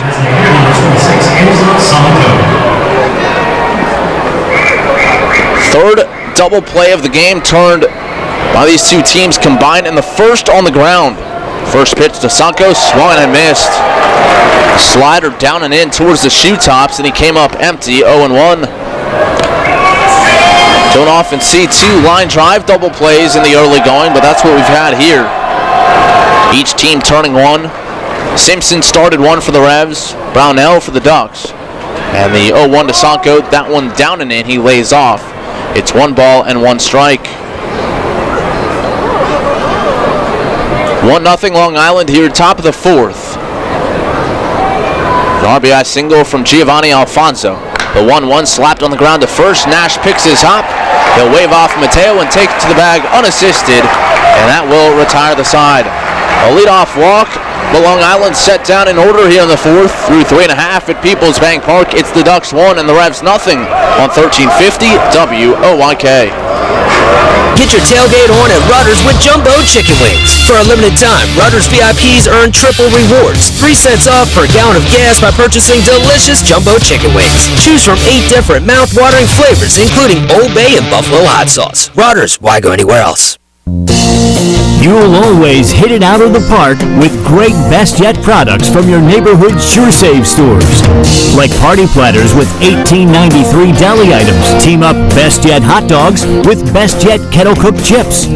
And get Best Yet 12 packs of soda and Best Yet Rising Crust pizzas at Sobel's Markets in Shrewsbury, Stewartstown, Whiteford, and East York. And at Nell's Market Fresh Foods in Sprott. Facing a legal issue can be a frightening time. What's my course of action? How do I know who to call? Fortunately, the York County Bar Association makes it easy. Now, you only need to make one call to find the right lawyer for you. Call the York County Bar Association and let us help you find the right lawyer with our Attorney Connection Lawyer Referral Service. Just call 854-8755 or visit yorkbar.com. Don't hesitate in getting the help you need. Contact the York County Bar Association and let us help you find the right attorney at the right time. Pastrami, sausage, turkey bacon, green peppers. Choose from over 30 toppings for Rutter's breakfast sandwiches. For a limited time, you can get 2 breakfast sandwiches for only $5 and earn 2 cents off per gallon of gas. Rutter's offers you breakfast all day long. Rutter's, why go anywhere else? This is Luke Westfall. You're listening to York Revolution Baseball on the home of the Revs. Sports Radio 1350 WOYK. First in York, first in sports.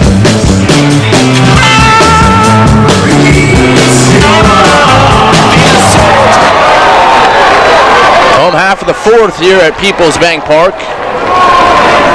Ruby Silva, Telvin Nash, Michael Burgess, heart of the order for the Revs, trailing 1-0.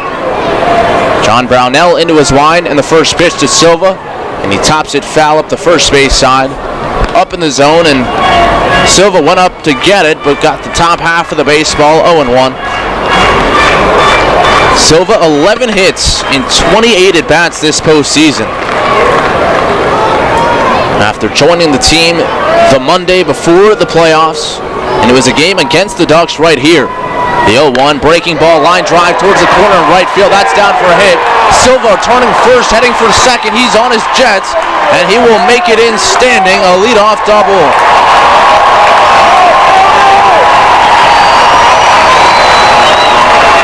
Ruby Silva got a pitch middle in that he could drive, and he turned on it nicely all the way down into the right field corner. And the Revs have a runner in scoring position to lead off the home 4th. That'll bring up Telvin Nash. Nash looking for his first hit in the series. At the very least, would like to advance Silva to third base. Silva the tying run in a 1-0 game. Brownell now from the stretch, and the first pitch to Nash, a breaking ball on the outside edge, 0-1.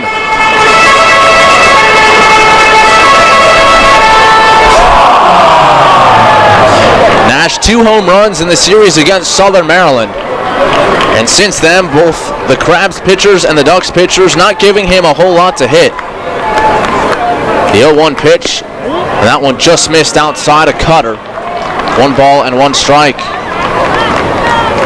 Of course, he had the walk-off home run in the Game 1 divisional series victory to really get the Revs out on their front foot to begin the playoffs. They defeated the Blue Crabs 3-1 in that series. A look back from Brownell, and the 1-1 to Nash. Reach for and chop towards the middle. That will advance Silva. Reyes at second, thought about going to third, instead elects to get Nash at first. And there is out number 1.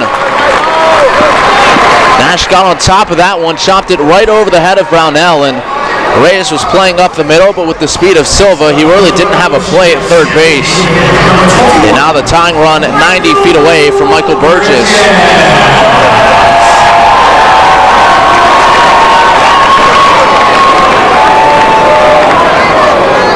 Burgess, a strikeout victim, his first time up.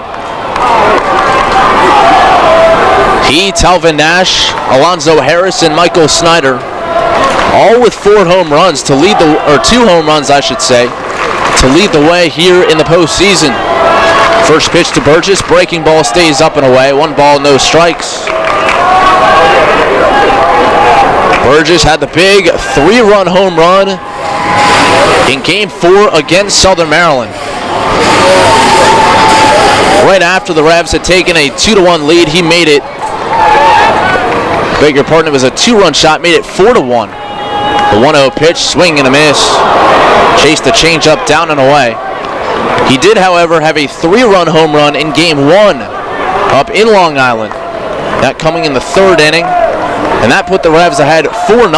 A lead which they would squander, but then come back to win 8-7. Infield halfway with Silva at third, 1 away. And the 1-1 pitch to Burgess. Breaking ball, and he shoots it foul over towards the third base side Long Island dugout. 1 ball and 2 strikes.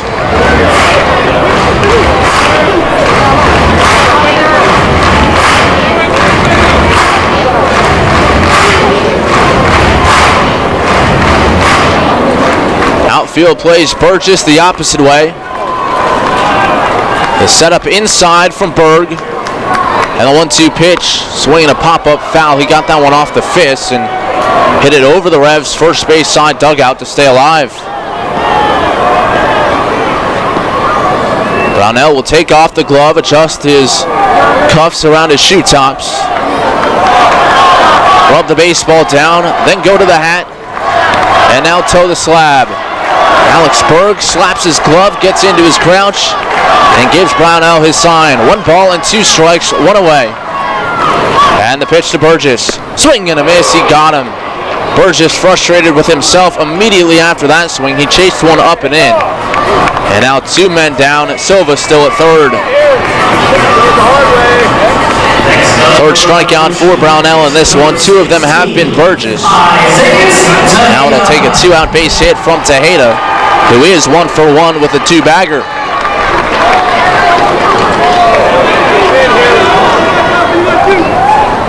It was a hanging breaking ball in the 2nd inning, and Tejeda laced it over the head of Lou Ford and left. Revs catcher digs in, righty against righty. Infield now can back up. Brownell drops the hands, and the first pitch, fastball down and away. Maybe a cutter there, and Berg had to kind of go to the extreme forehand. He had committed to forehanding it, and it ended up being to his backhand side and had to flip the glove around in a bit of an unusual way to stop that one from going by. Brownell sets. And the 1-0. That one's up high. 2 balls and no strikes.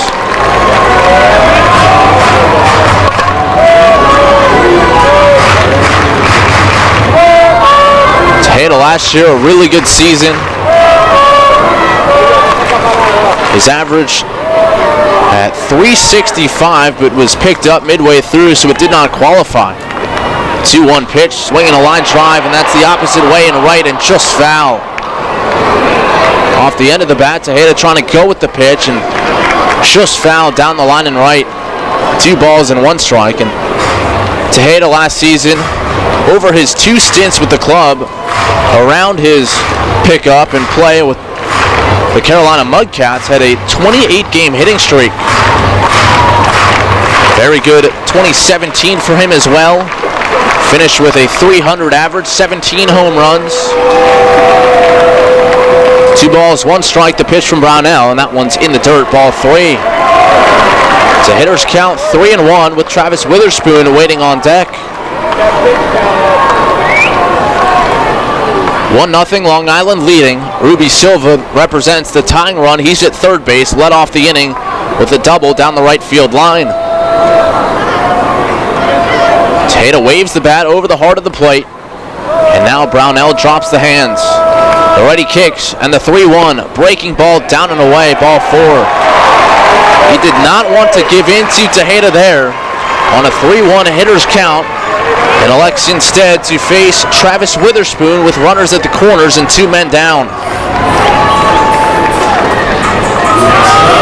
Witherspoon with RBIs in back-to-back ball games, each time to take the lead in the 7th inning. He was an all-star for the Revs this year for the 2nd consecutive season. Finished up the campaign with a .275 average and 8 home runs. Drove in 48. Righty against righty, and the first pitch. That one's up and away, a breaking ball that stayed high. 1 ball and no strikes.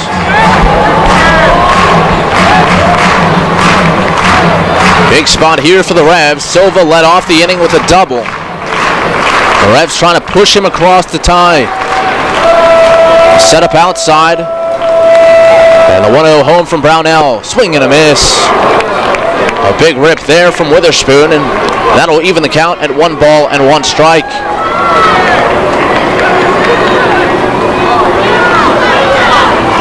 Witherspoon began last season with the Barnstormers, traded on June 16th to the Revs for Kelvin De La Cruz, and in his time with the Revs last year hit .293. The 1-1 breaking ball bounces in. Berg right there to knock it down and keep it in front. And it's 2 balls and a strike. Witherspoon last year stole 34 bases. This year, 19. Big hole on the right side of the infield with Reyes playing close to second and Kraus holding Tejada at first. The 2-1 offering on the way. That one's a called strike on the outside corner. Witherspoon felt that it was off the plate away. And the count even at 2-2. Witherspoon now in his 6th postseason. Originally drafted by the Angels in the 12th round back in 2009. Brownell comes set. 2 balls, 2 strikes, and 2 outs. The pitch to Witherspoon, swinging a bouncer towards the middle. Dan Lyons ranging to his left. He fields, and he will flip to his second baseman, Reyes, covering, and that will retire the side. The Revs get the leadoff man in scoring position, but cannot score a hit, and 2 men left stranded. And after 4 complete at Peoples Bank Park, it's the Ducks 1 and the Revs nothing on 1350 WOYK. At Donegal, we understand there are many costs associated with running a business. That's why Donegal works with you to provide quality insurance products based on your business needs, and why we deliver that insurance at a price to fit your budget. Call your local independent Donegal agent today and discover why, when it comes to insurance for your business, Donegal is a better value. Contact Coatman Kunkel Insurance at 717-854-0300 or stop in at 3217 East Market Street, York. Locally owned and operated by Pam and Rudy Coatman. Coatman Kunkel Insurance. Hey Revs fans, now's your chance to win big with the Revs and Shipley Energy. This season, during every home game at Peoples Bank Park, it's the all-new Shipley Energy Grand Slam inning. Each game, 1 inning will be designated, and 1 name will be selected as the contestant. If the Revs hit a Grand Slam that inning, you could win $5,000. To enter, stop by Fan Services and fill out your form, or enter via the York Revolution app or YorkRevolution.com. Sign up today and win big with the Revs and Shipley Energy this season. Hey Jane, check it out. 2 brand new Fast Play games from the Pennsylvania Lottery. Yeah, you just pick your game, get your ticket, and see if you've won. And with 9s in a line, you could win progressive top prizes instantly. Instantly? That's fast. Not faster than me drinking this frozen slush. You okay? Ouch. Headache. Oh. Fast Play. Play fast, win instantly. The Pennsylvania Lottery. Players must be 18 or older. Please play responsibly. Benefits older Pennsylvanians every day. This is Michael Click. You're listening to York Revolution Baseball, home of the Revs, Sports Radio, 1350 WOYK. First in York, first in sports.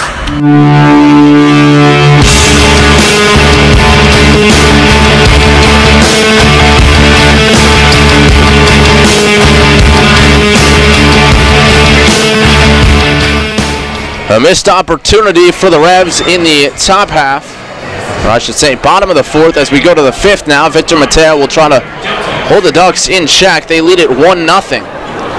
Here in Game 3 of the Atlantic League Championship Series. Delta Cleary, Anthony Vega, Dan Lyons to face him. And the first pitch to Cleary misses high and away, ball one. Bottom third of the order for Long Island. They scored their only run in the third inning. And the 1-0 from Mateo, and that one is in there for a strike. Bottom of the zone. 1 ball and 1 strike to count. Cleary grounded into a fielder's choice his first time up. The kick and the 1-1, swinging a foul straight back.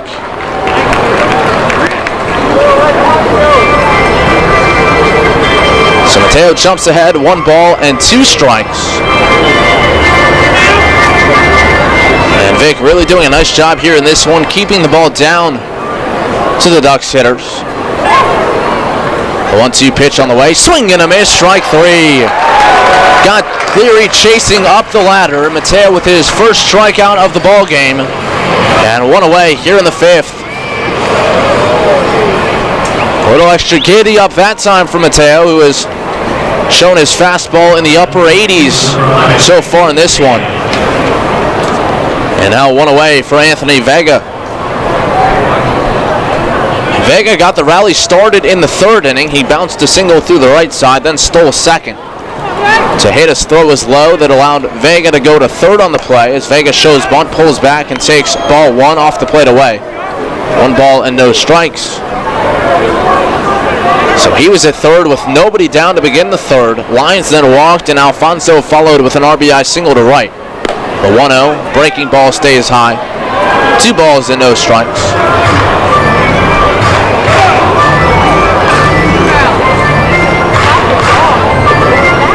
Vega in the postseason coming into play. 3 for 15, a home run, 2 knocked in, so he picked up his third ribby here. And he fouls one off the top of the face mask of Tejeda behind the plate. 2 balls and a strike to count.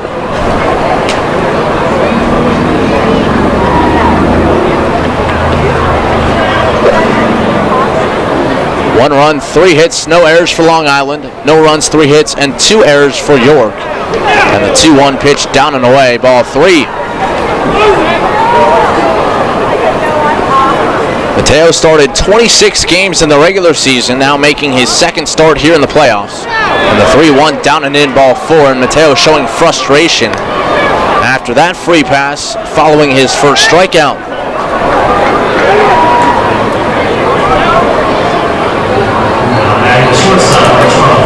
That'll bring up the 9th place hitting Dan Lyons. And Fletch will make a mound visit, and I think this largely just to settle down Mateo after he really displayed a lot of frustration following ball 4, all directed at himself. None of the pitches in that at-bat were pitches where he felt as though he deserved a strike call. Lyons a walk his first time up, and he had a big hit in game 1. So he got the the Ducks on the board in that 4-run 4th inning. He really started it all. A veteran here for the Ducks. And while he is batting in the 9-hole, he has been clutch in this series and has done a fabulous job on defense as well. Mateo now ready. And the first pitch to Lyons, that one's off Tejeda's glove. It was outside, and it'll chase him to the backstop. Vega aggressively around second, takes a turn, and will hang on at second base. It'll go as a pass ball. Tejeda did have to reach, but he certainly got leather on it. And now a runner into scoring position with just 1 away.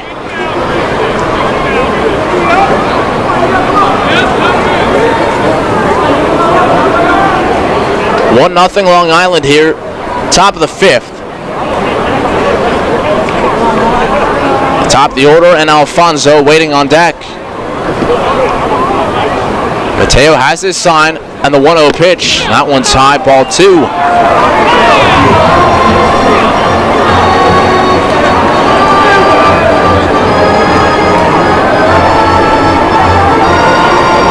mentioned, Mateo's 26 starts this year, well surpassing last year when he had to battle injury. Last year, in the Brave system between AA and AAA, only made 8 starts, 22 appearances overall. The 2-0 misses inside ball 3, a fastball. Mateo staring in at David Speranza behind the plate, hoping to get that call, but it was off the inner edge. Fans getting on Speranza a bit, and the Revs now are going to get bullpen activity started. Jared Gaynor stands up.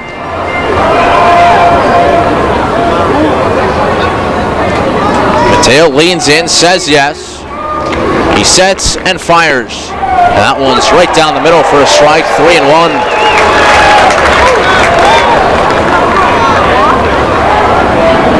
Mateo began his career with the Tampa Bay Rays organization.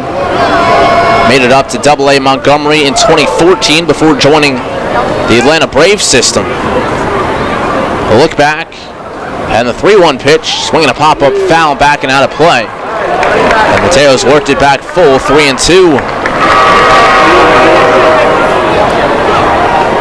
Mateo in the Tampa Bay system, 2 no-hitters.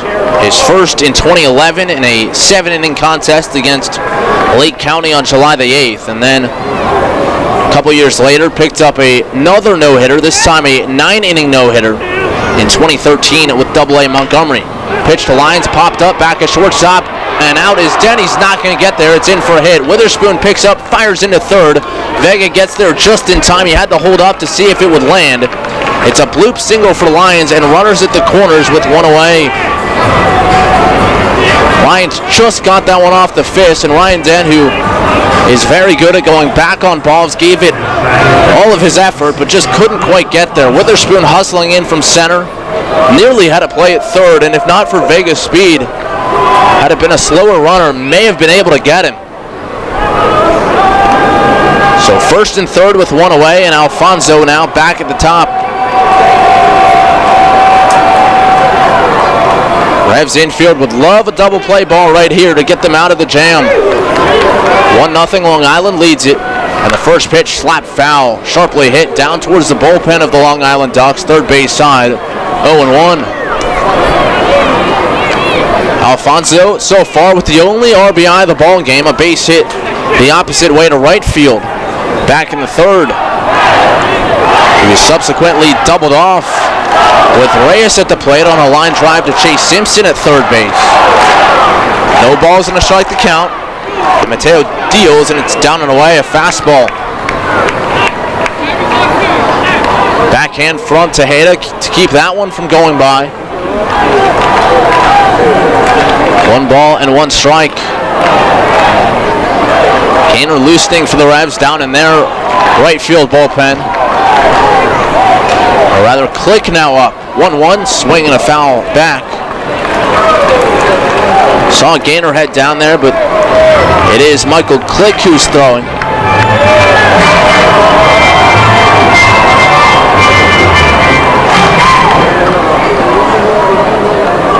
Vega at third, lines at first, 1 away.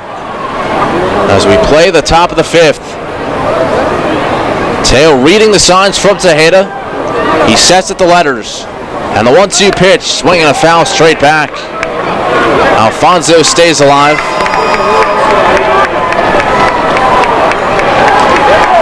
Mateo trying to do all he can to fight through trouble here in the 5th.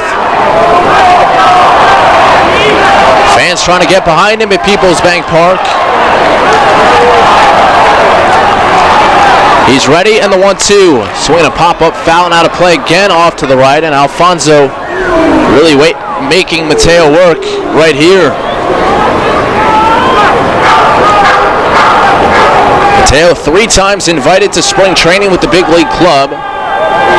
2012 and 2014 with Tampa Bay, and 2015 with Atlanta. He's made it as high as AAA.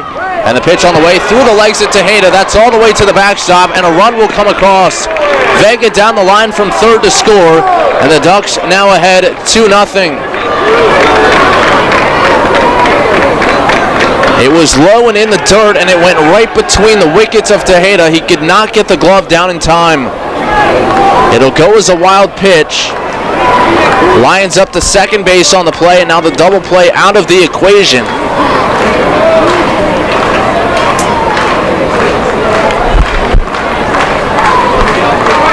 Mateo, a deep breath, trying to recollect himself, towing the first base side of the rubber. 2 balls, 2 strikes to Alfonso. A look back and the pitch. We're going to tapper foul over to the left near the on-deck circle. It'll hop up into the front row. 2 balls and 2 strikes the count.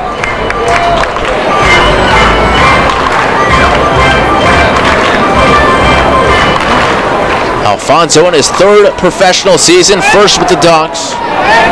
Starting third baseman, the 2-2, swing and a miss, he got him. Breaking ball down and away, Alfonso chased it. Second strikeout for Mateo, and 2 away here in the 5th.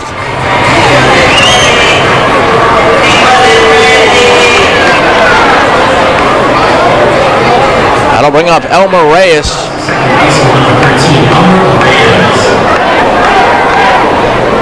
Reyes 0 for 2 in this one, a pop out and a line drive double play. The infield now backs up with 2 down. And the first pitch, breaking ball across, strike 1.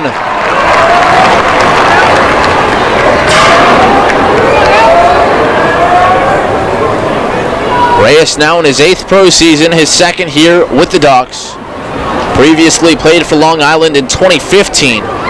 Just 18 games. The 0-1 pitch, that one's in tight, a fastball. 1 ball and 1 strike. In those 18 games, however, Reyes hit 6 home runs. And he had never done that even in all of his full seasons prior. Did not play a season ago, now back in Long Island. And time called. It's like third base umpire Tom Gandolfo called time. I'm not sure exactly who asked for it. Now the 1-1. Check swing on a pitch down and away. He went around, said first base umpire Jorge Terran. And Mateo ahead. 1 ball and 2 strikes.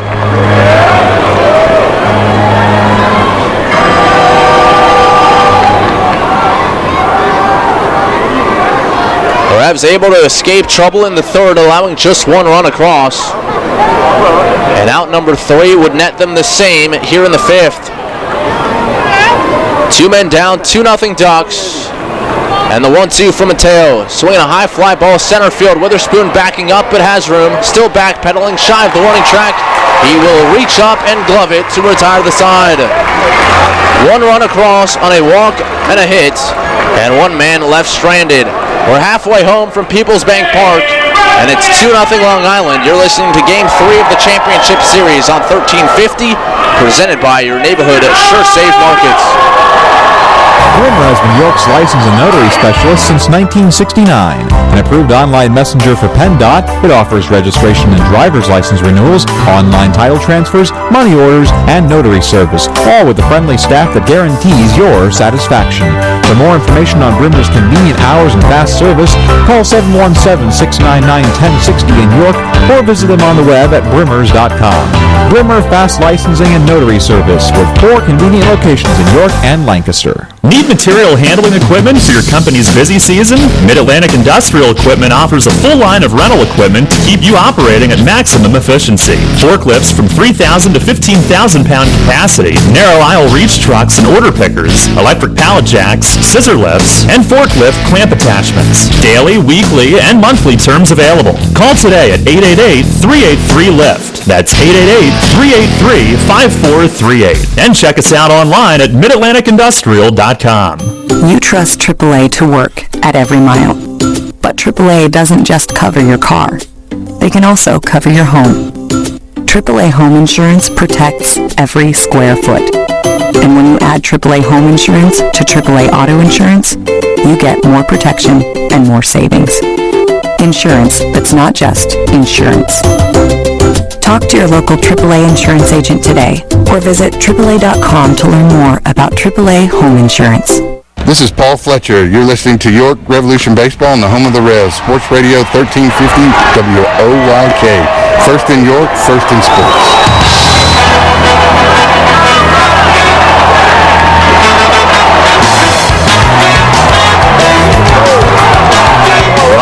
leading off the home fifth. The first pitch from Brownell, down and away, ball one, a breaking ball.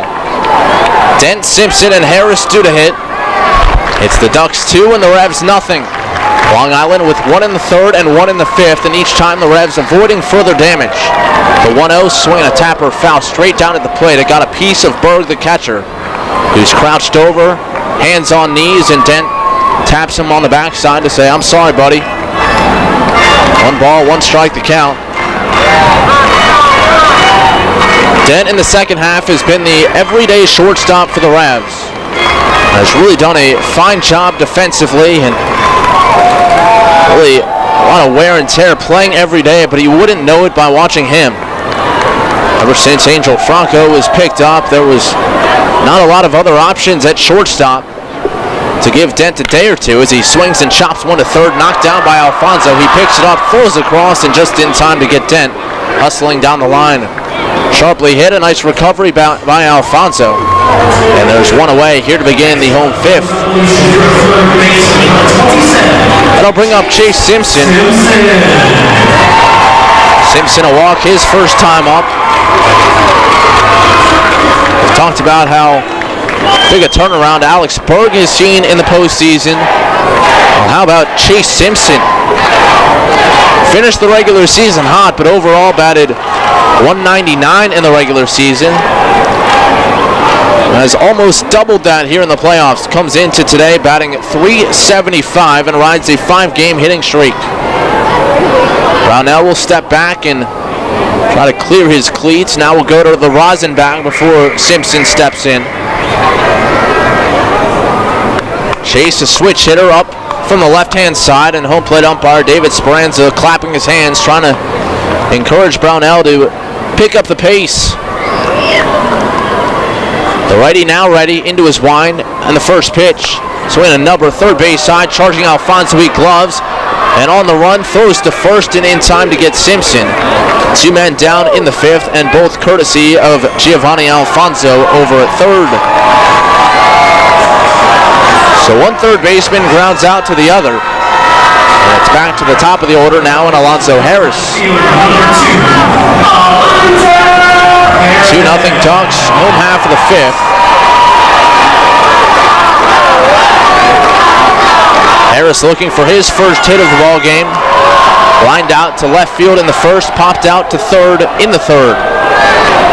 Infield plays him sharply to pull. And the first pitch, that one's over the outside corner, a cutter. And Brownell ahead 0-1.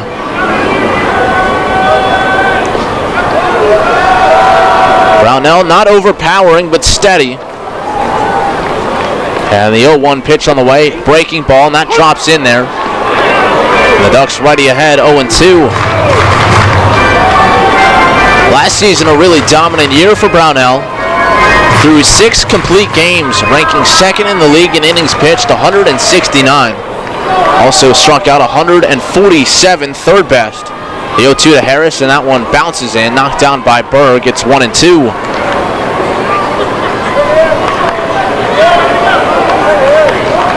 Now in his 6th season with Long Island, they certainly have some guys who have been the nucleus for quite some time. Brownell, Lyons, Lou Ford.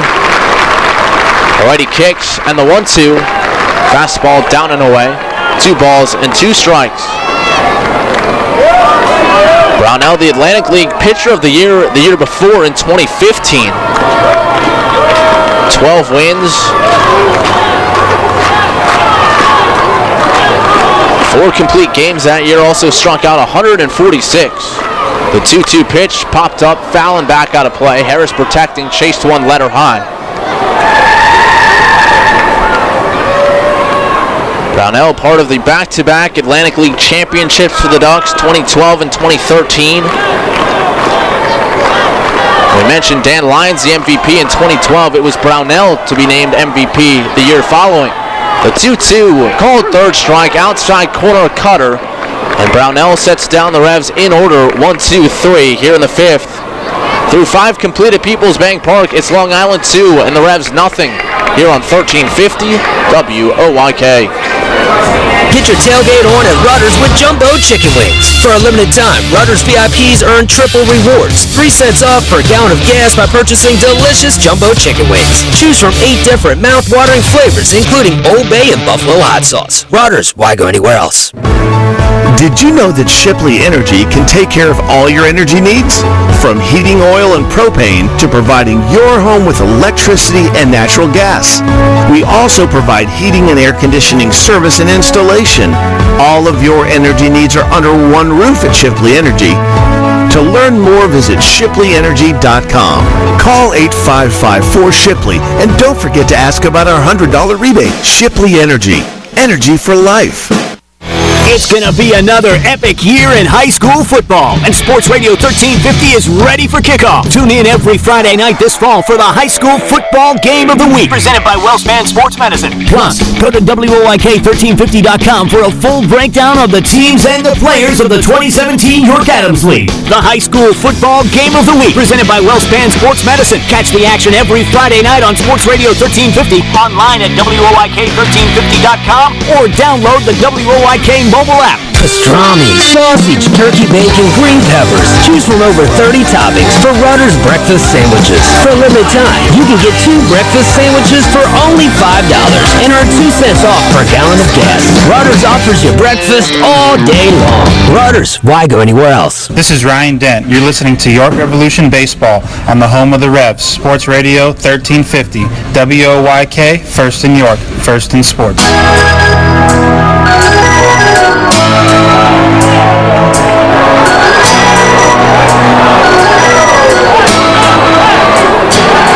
Head of the 6th here at Peoples Bank Park.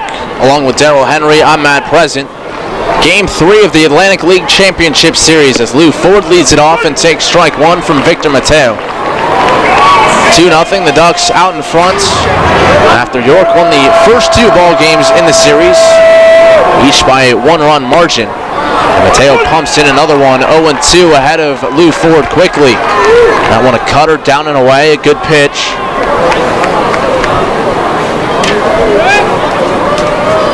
Ford, a long-time Duck, now in his 8th season with Long Island, and he swings and misses at a pitch down and in the dirt. Tejeda picks it up on the hop and just stares at Ford, saying, you either have to run by me or just turn around and go to the dugout. Ford chooses the latter. It's strikeout number 3 from Mateo, and out number 1 here in the 6th.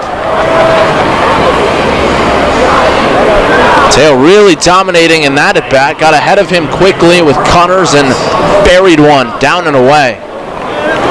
And that'll bring up Mark Krause. Krause on base twice in this one. Twice erased on the bases, though. Once on a fielder's choice, once a double play. A single and a walk in 2 trips.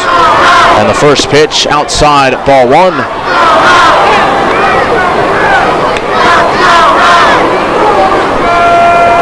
Krause, a big left-handed hitter. 6'2", 245. And he watches a off-speed delivery in there for a strike outside corner at the knees as Mateo evens it at 1-1.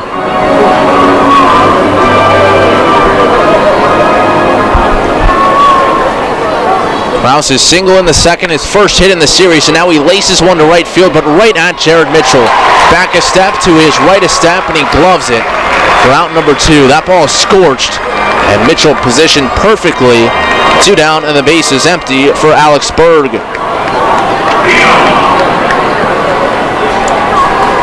2-0 Long Island, a run in the 3rd and 1 in the 5th, and each time the Revs able to avoid any further trouble. Still looking for the bats to wake up. They did miss an opportunity back in inning number 4 when Ruby Silva led off the inning with a double and was left stranded. First pitch to Berg, and that one just missed down and away. Mateo really wanted that call, showing his frustration. David Speranza not pulling the trigger on a pitch down and away.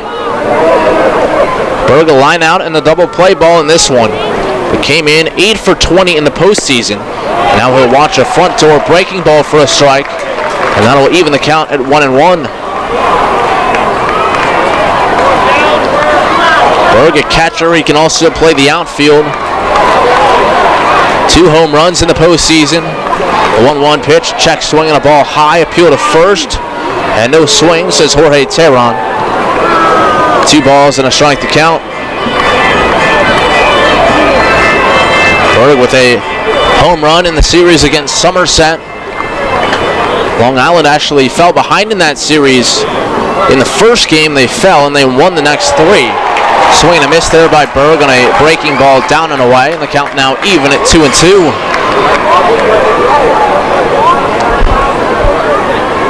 Last time the Revs and Ducks met in the postseason was 2011 when the Revs won it for their 2nd straight year, and in that series the Revs dropped the opener and came back to win the next 3.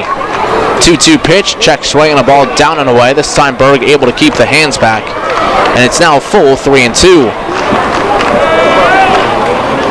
So the Revs won back-to-back in 2010 and 2011. Then it was the Ducks' turn as they won back-to-back titles in 2012 and 2013. They're looking for their 4th all-time. The Revs looking for their 3rd. Berg out of the box momentarily, now back in. Mateo has his sign. And the payoff pitch, swinging a foul straight back. They'll do it again.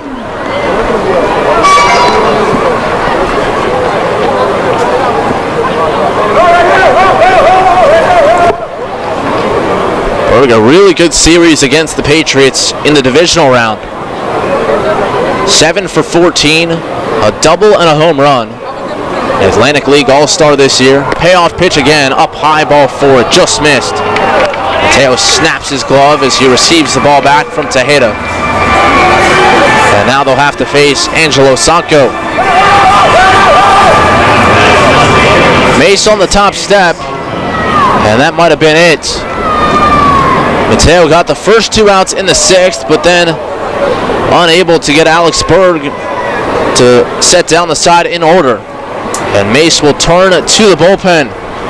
Michael Click had been loosening earlier, but with Sanko coming to the plate, they want a lefty-lefty matchup, and they turn to left-hander Luke Westfall. They'll look to win that matchup when we come back here on a Maple Donuts pitching change. It's 2-0 Ducks, top of the 6th, here on 1350 WOYK. Hey, it's the good-looking genius at Broadway Transmission. You know what really grinds my gears? Perfectly good cars being thrown away just because the transmission went bad. My mind slips into overdrive when someone says, I'll just get a new car before I spend that kind of money on a transmission. What? According to Kelley Blue Book, the average price of a new car is $32,000. Now you're going to finance that, right? There's another $6,000 to $8,000.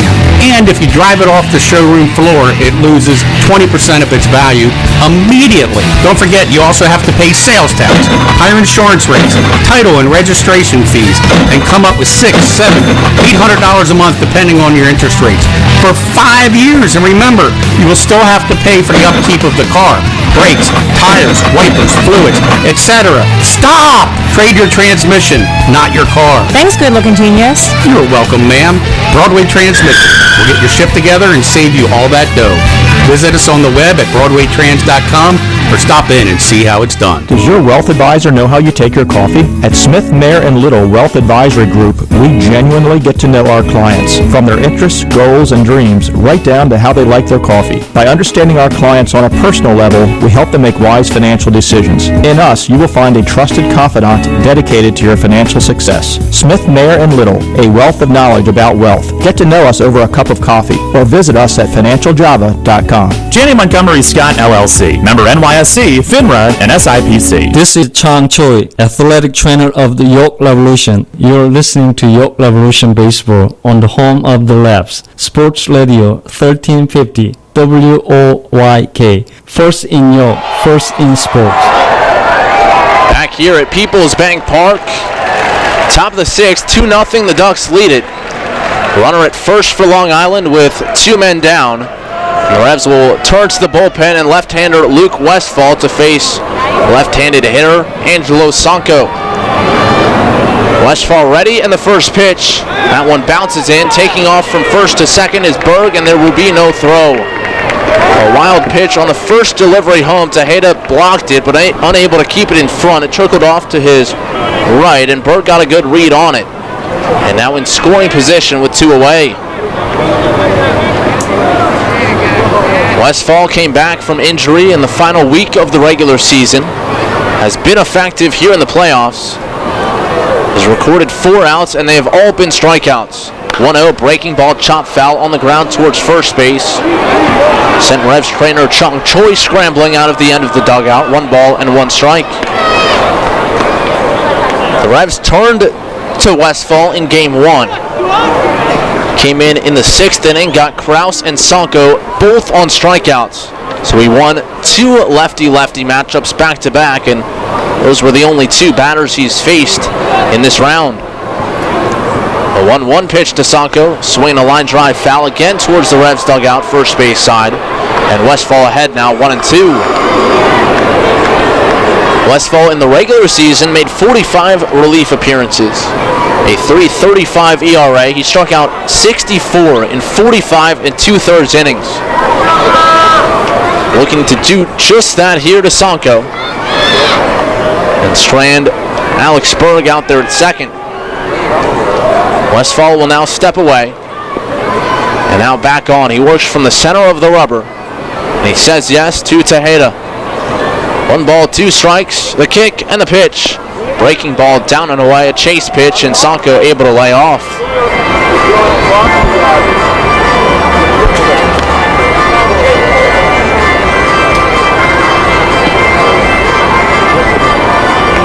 Westfall also an outing in Southern Maryland. A couple of strikeouts in that one.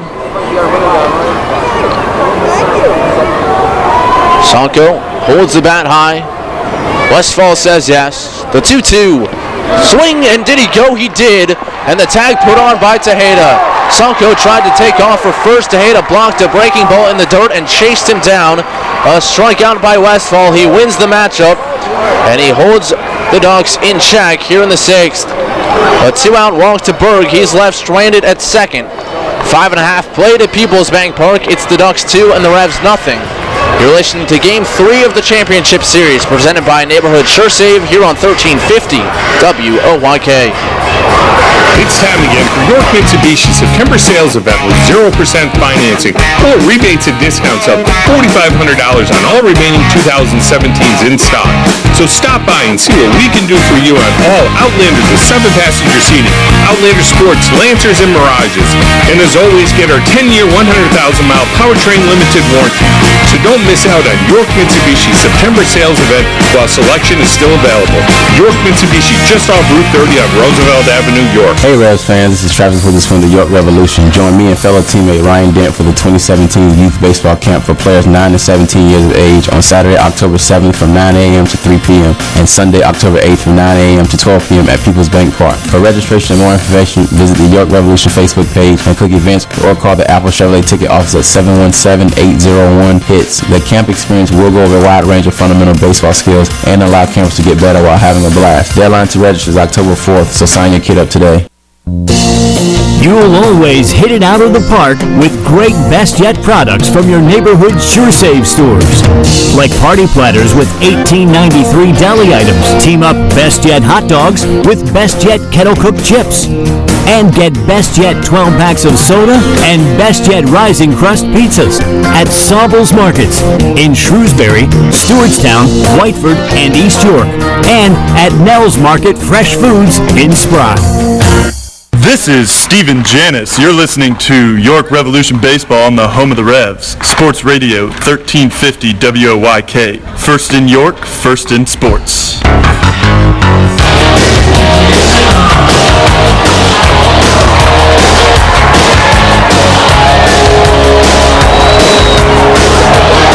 Revs looking for the bats to come alive in this one.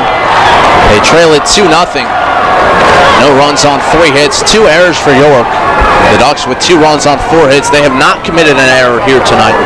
Jared Mitchell will start off the home 6th. The first pitch from Brownell. Mitchell swings, lifts it high in the air towards the line and right. A long run for Vega into foul ground. He reaches up. It stayed back fair. And he will put it away for out number 1, a 1-pitch out, as Mitchell is retired. That'll bring up Ruby Silva.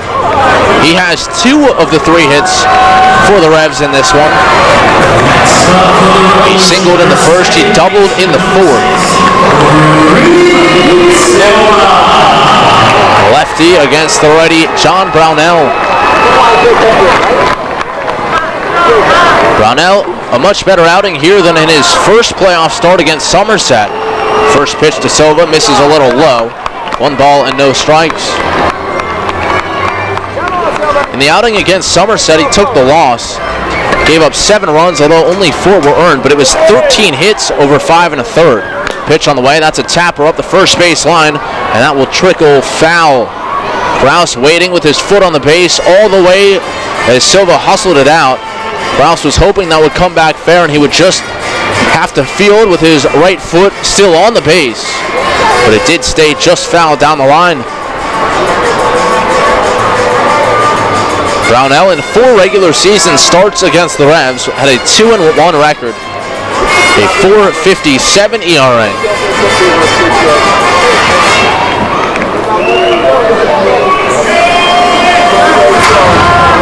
Silva collects his bat, now will dig back in.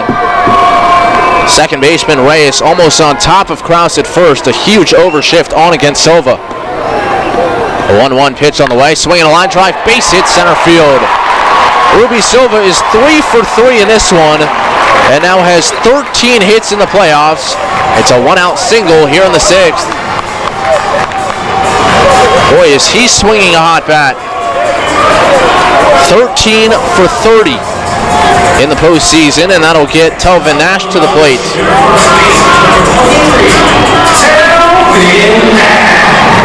Nash still looking for his first hit in the series.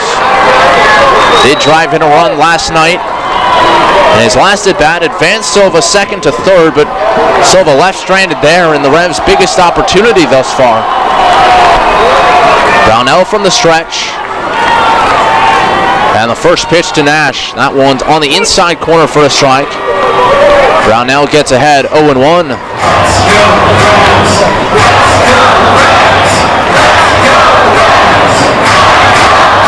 Telvin Nash, a huge pickup midway through the second half, helping the Revs clinch the second half Freedom Division title. Set up outside, and the 0-1 home from Brownell. He misses up and away, a fastball. It's 1 ball and 1 strike. Telvin Nash in the regular campaign, 16 home runs in just 48 games played for the Revs. 2 home runs in his first couple games in the playoffs. 44 in his career with the Revs. A 1-1 breaking ball down and away. 2 balls and 1 strike. But since those home runs in Game 1 and Game 2 against Southern Maryland, he has seen a heavy dose of not only breaking balls, but pitches of all sorts out of the strike zone. It's really tested his discipline more than anything. He's a guy who wants to drive the ball and has had to hold back a bit. The set from Brownell, the hold, still holding, and now home with the 2-1, swing and a miss. A foul tip squeezed on a pitch that tied Nash up. He tried to hold back and could not do so. Went around on a pitch high and tight. 2-0 Ducks, home half of the 6th. Silva on at first. He has a 3-hit game and has 3 of the 4 Revolution hits. Tejeda, the other one, a double in the second. He was also left stranded in scoring position. The setup inside. A long hold again from Brownell, and now the 2-2. Fastball in tight, it missed. Nash lifts the hands. It's a full count, 3-2, and we'll see if they elect to send Silva from first. There have been 2 line drive double plays in this one, but wouldn't think that would influence the strategy at all. The goal here is to stay out of the double play on the ground. Third baseman Alfonso hugs the line. The middle of the infield looks to turn 2. Big hole on the right side for Nash. And a turn and a throw to first, and Silva back in standing.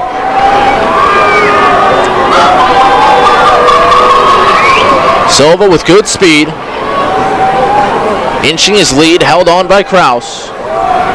The outfield continues to play Nash the opposite way, something we really did not see at all in the regular season. Brownell ready. And now the payoff pitch. Runner goes, it's inside, ball 4. Nash works the walk, and I don't think he's too happy about that. I think he would have preferred a pitch to hit. But it will get the go-ahead run to the plate in Michael Burgess. Silva at second, Nash at first, one away, home sixth. And Burgess trying to at least put the Revs on the board.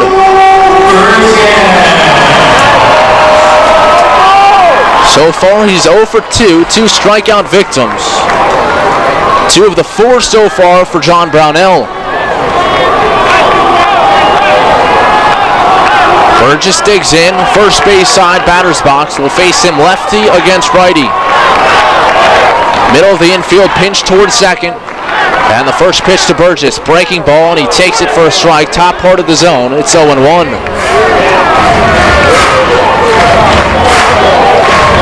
Burgess continues to rotate on and off with the batting gloves. Started with them off here tonight, but as the temperatures have dipped down into the low 60s, maybe even the upper 50s now, he's put them on. Pitch on the way, chopper towards first and foul. Past the first base coaching box. No balls and 2 strikes to count to Burgess.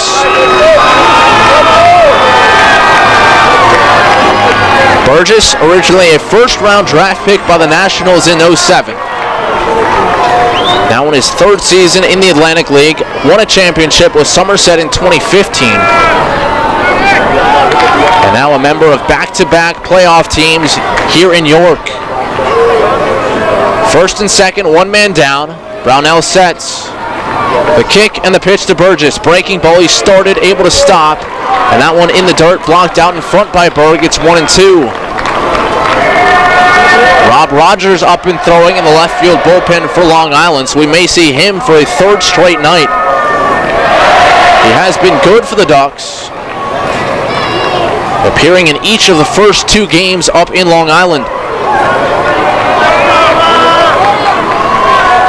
8 consecutive scoreless outings for Rogers dating back to the regular season. Brownell look back at second.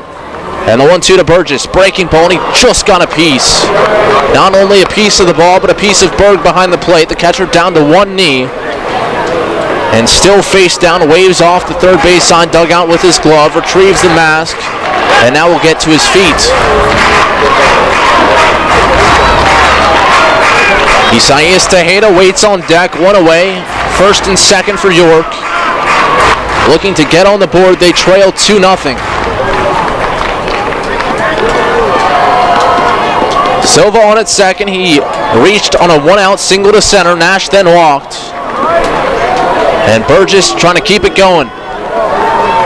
He taps the outside corner. Brownell tucks the glove to his chest as he gets his sign. Shakes off twice. Still looking in. And now agrees, and Burgess has had enough. He calls time. Berg, the catcher, will call time and go out. Perhaps the 2 of them trying to get straight on signs with a runner in scoring position. Silva hands on knees out there at second base. And indeed, it was only signs. Davis Francis has no visit. Revs crowd trying to get into it and urge their team on.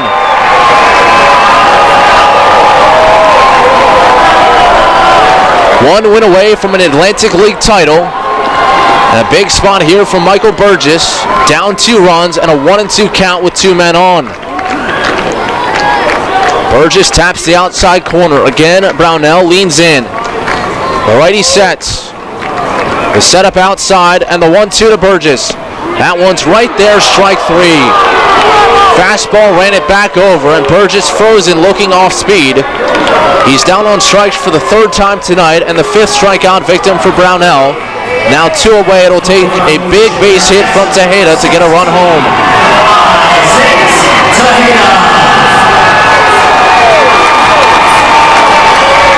Tejeda has reached base twice. A double to left in the 2nd, a walk in the 4th.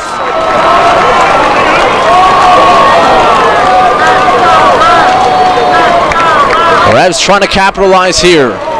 First and second, 2 men down. And the infield plays Tejeda to pull. Kraus behind Nash at first, backed up and off the bag. Brownell ready, the righty kicks, he fires, and the first pitch in tight, ball 1, a fastball.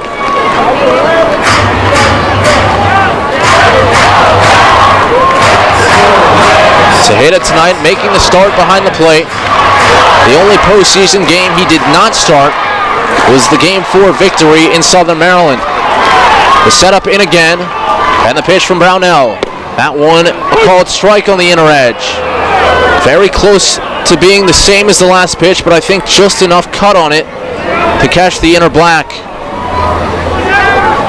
Either way, not a pitch Tejeda could have done a whole lot with. Not something he could extend on. Reeves blowing out to right center field. Brownell drops the hands. A 1-1 pitch. Swinging a line drive. Base hit center field. That's going to get down. Silva around third. He's being sent. The throw comes back into shortstop. Silva slides in safely. A base hit and an RBI for Isaias Tejeda. And the Revs are on the board. It's 2-1. Tejeda with a 2-hit ball game. He's been on board all 3 times. And the Revs now on the board here in the home 6th.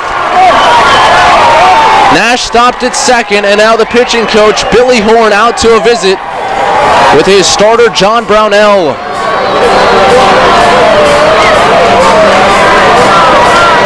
Well, and big to get on the board, obviously. Hopefully it's one that can help the guys relax a little bit. You could almost feel the tension with some of the missed opportunities earlier, and a big base hit, hopefully to get them relax a little bit and get that first one on the board. Travis Witherspoon has had clutch hits in each of the first 2 games of the series. Another one would tie the score. He slowly strides to the plate, digging a foothold in the back of the third base side batter's box. He'll step out and take a practice swing and touch the top of his helmet and now climb in. Telvin Nash on at second, Isaias Tejeda on at first, 2 men down. It's a 2-1 ball game in the home 6th. First pitch home from Brownell, breaking ball, and it just missed high. Alex Berg pump faked his throw back, expecting to see a strike call, and it was not given by David Speranza. 1 ball, no strikes. Witherspoon dangling the bat, and now waving it high. Brownell sets the setup outside, and the pitch. Down and away, a breaking ball, a hitter's count, 2-0.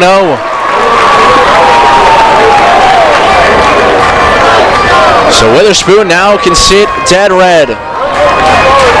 On Wednesday night, it was an RBI single to plate Telvin Nash. Last night, an RBI single to almost the identical spot in center that got home Tejeda. 2 balls, no strikes, and the pitch. Down low, ball 3. And Brownell a ball away from loading the bases.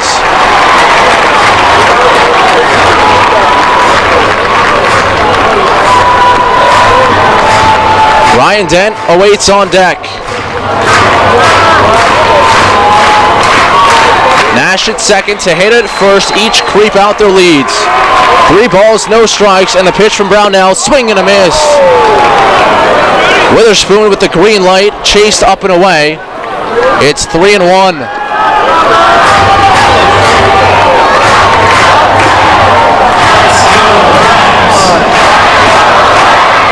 Brownell dangles the right arm, tucks his glove to his chest, and now sets.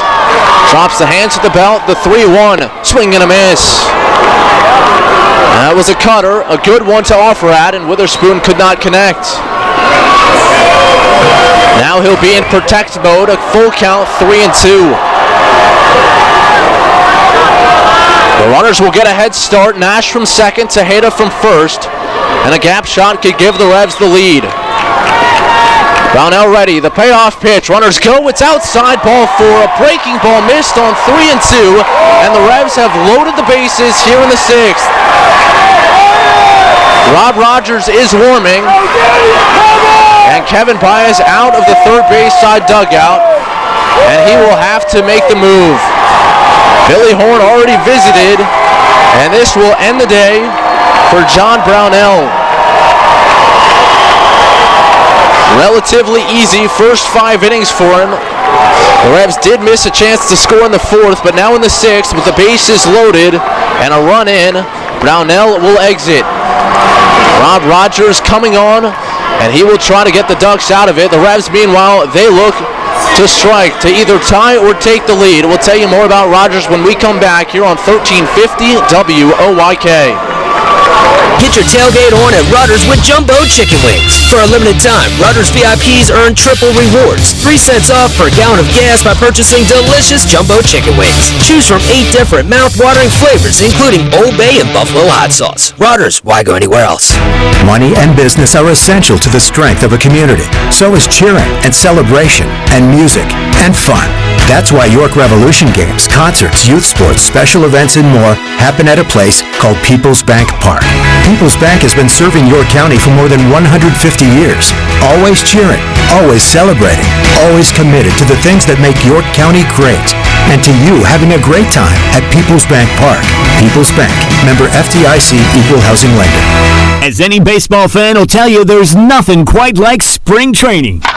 Join Kraus Travel for spring training with the Baltimore Orioles. Follow the Birds south to Florida March 18th through the 23rd and catch 6 spring training games. Kraus Travel's spring training package includes round-trip travel from York, 5 nights in historic downtown Bradenton, daily breakfast, transportation to and from each game, and more. Reserve your spot in the lineup now. Call Kraus Travel today at 244-6410 or email info@kraustravel.com. Pastrami, sausage, turkey bacon, green peppers. Choose from over 30 toppings for Rutter's breakfast sandwiches. For a limited time, you can get 2 breakfast sandwiches for only $5 and earn 2 cents off per gallon of gas. Rutter's offers you breakfast all day long. Rutter's, why go anywhere else? Hi, this is United States Olympian Haley Flickener. You're listening to Sports Radio 1350 WOYK, first in York, first in sports.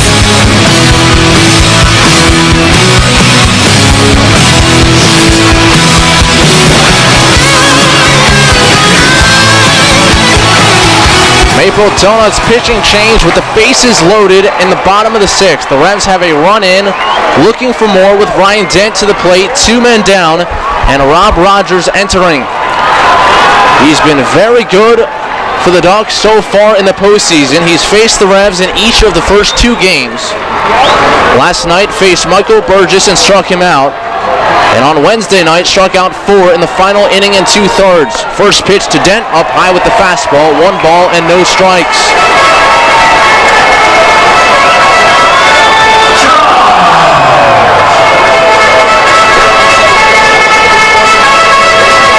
Nash at third, Tejeda at second, Witherspoon on at first.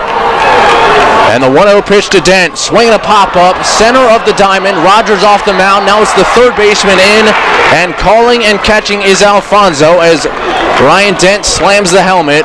A missed opportunity again for the Revs here in the 6th. But they do get 1 across on 2 hits, they leave them loaded, and after 6 complete, it's 2-1 Long Island. Darrell Henry will take you home when we come back. You're listening to Game 3 of the Division Series on WOYK, presented by your neighborhood SureSave Markets. Sports injury? Walk into WellSpan Urgent Orthopedics for immediate care. No appointment is ever needed. Our orthopedic and sports medicine specialists are here to treat you. Visit wellspan.org/urgent orthopedics today for hours at our York and Hanover locations. It's going to be another epic year in high school football, and Sports Radio 1350 is ready for kickoff. Tune in every Friday night this fall for the high school football game of the week, presented by WellSpan Sports Medicine. Plus, go to WOYK1350.com for a full breakdown of the teams and the players of the 2017 York Adams League. The high school football game of the week, presented by WellSpan Sports Medicine. Catch the action every Friday night on Sports Radio 1350, online at WOYK1350.com, or download the WOYK mobile app. At the York County Solid Waste Authority, we know just 1 quart of motor oil can contaminate 1 million gallons of water. Recycle your motor oil at locations throughout York County. Visit www.ycswa.com for locations. Garbage is power. Hear that? It's the sound of summer. Sound nice? Call Kona Ice. We do it all. Schools, sporting events, parties, both corporate and birthday. You name it, we'll be there. We bring the party to you. If you need a little bit of fun in your life, we're the shaved ice truck for you. Oh, and we fundraise too. This summer, cool down with Kona Ice. Give us a call at 1-800-KONA-ICE or visit us online at www.kona-ice.com. Kona Ice. Flavor our world. Hey, this is Jacoby Jones, Super Bowl champ, Dancing with the Stars. If y'all didn't vote for me, it's y'all fault I lost, but you're listening to the radio, WOYK 1350, baby.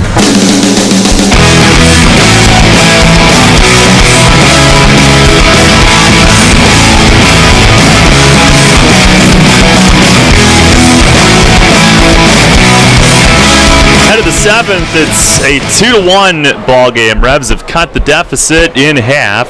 Luke Westfall stays in, struck out Sonko to leave a runner at second in the 6th. And the Revs pulling within 1. Delta Cleary Jr. will lead off the 7th. First pitch fastball is in for a strike. Cleary, a ground ball fielder's choice and a strikeout tonight. Switch hitter bats right. Vega, a lefty, is next. Westfall ready. And the 0-1, it's in the dirt, deflected off Tejeda's glove over to the left. 2 runs, 4 hits, no errors for Long Island, 1 run, 5 hits, 2 errors for York. Scoring on the Tejeda base hit. They have stranded 7. The Ducks have stranded 4. Westfall stares in, nods yes. And the 1-1, swing and a loop to right center. Mitchell heading over from right. He's there. He's got it. And there's one away. A fly ball to right. 1 down in the 7th. Bring up Vega, who has scored both of their runs tonight. Singled in the 3rd, stole a base, went to 3rd on a throwing error, scored. And in the 5th inning, walked with 1 out, moved up on a pass ball, took 3rd on a blue pit, and scored on a wild pitch. The Revs have not had their cleanest game of the postseason tonight and trail by a run. Westfall's first. He tries to bunt his way on, and Tejeda will brush it foul. It was hovering near the 3rd base line, just outside of the opposite batter's box, and Tejeda with the bare hand knocked it away. No balls, 1 strike.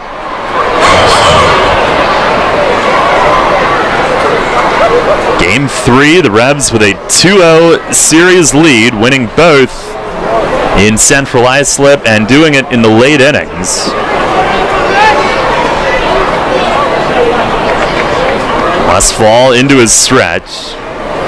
And the 0-1, swinging a comebacker. He knocks it down, picks it up at the back of the mound. The throw is in time. And Vega can fly. He made it close, even though Westfall barely even had to take a step to pick it back up. He reached down, knocked it down, didn't panic, and from the back slope of the mound made the throw. And that's a tough throw because you're not used to throwing uphill as a pitcher. You're used to either throwing level or downhill, and he took a step up towards the top of the mound, a little bit of a low throw, but Nash able to make the stretch and corral it. So Luke Westfall will be lifted for a righty. He gets high fives from his infield. He has retired all 5 that he's faced in this series now. And he really worked to get back and be part of things after being injured down the stretch. Michael Click will come on. Pitching change brought to you by Maple Donuts here with 2 outs in the 7th. And he will face Dan Lyons. Long Island struck first tonight in the 3rd on a Giovanni Alfonso single. Made it 2-0 in the 5th when Vega crossed on that wild pitch. The Revs' biggest missed opportunity tonight was in the 4th. Silva led off with a double. They couldn't cash in with the middle of the order. In the 2nd, Tejeda had a 1-out double, but Brunell got the next 2. They did get to the starter in the 6th. Tejeda, the 2-out RBI single. Brownell went 5 2/3, 1 run. They forced him to throw 100 pitches, and they at least got into that bullpen before the 6th inning was over. And it's really been about minimizing damage so far tonight on both sides. The Revs able to keep the Ducks to just 1 run in both the 3rd and the 5th when they were threatening for more. And then on the other side of things, last inning, when the Reds had the bases loaded and the Ducks were able to keep York to just 1 run. Click will make his 2nd appearance of this series, win a 1/3 of an inning, charged with 1 run in Game 1. Did not face Lions in that one. In the division series, 1 scoreless outing in Game 2, 2/3 of an inning. So he's only totaled 1 inning so far this postseason. And Westfall with a fly out and a comeback ground out. Getting the first 2. Click will face Lions with the bases empty and 2 away. 2-1 Long Island in the 7th inning here in Game 3.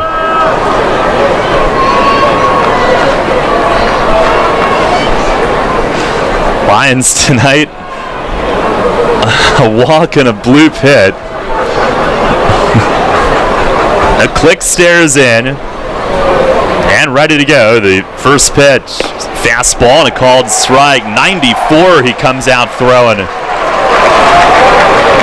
Ducks, by the way, with lefty Dustin Richardson up in the bullpen.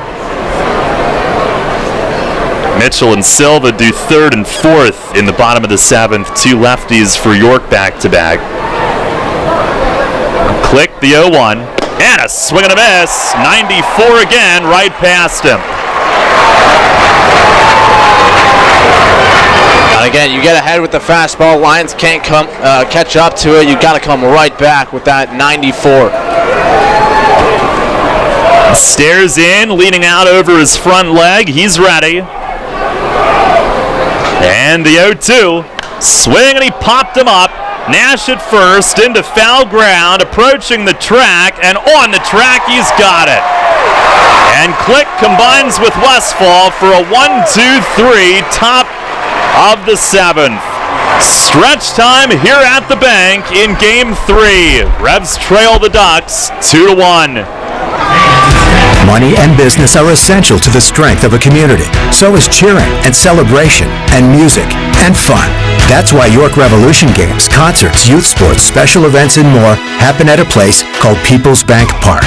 People's Bank has been serving York County for more than 150 years. Always cheering, always celebrating, always committed to the things that make York County great.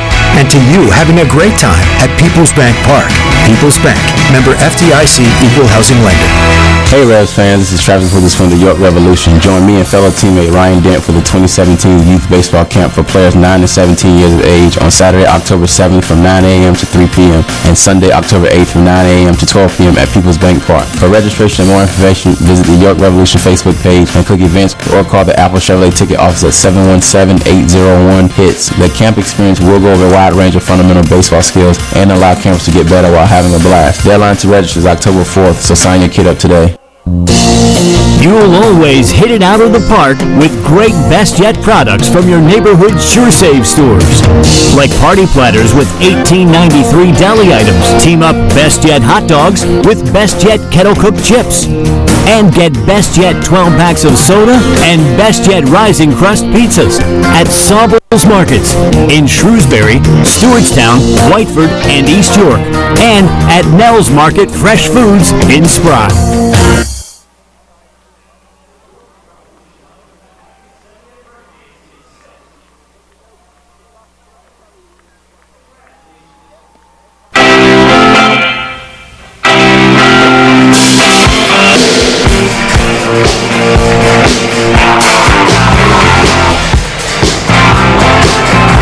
Of the 7th here at People's Bank Park in Game 3.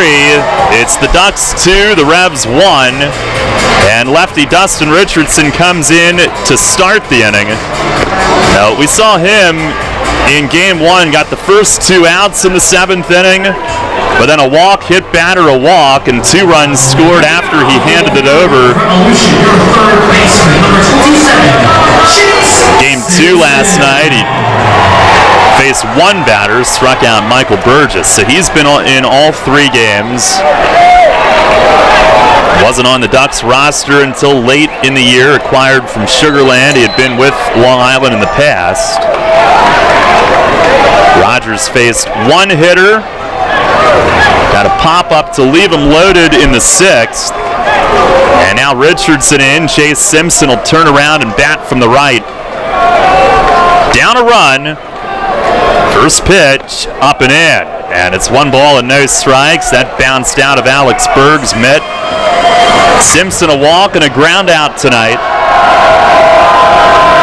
Alonzo Harris, Jared Mitchell will follow him.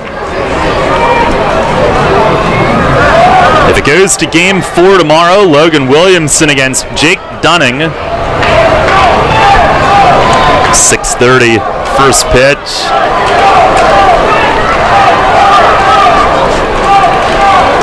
There's the 1-0. Swing and a miss, a fastball. Doug Epler laying on top of the Revs dugout momentarily.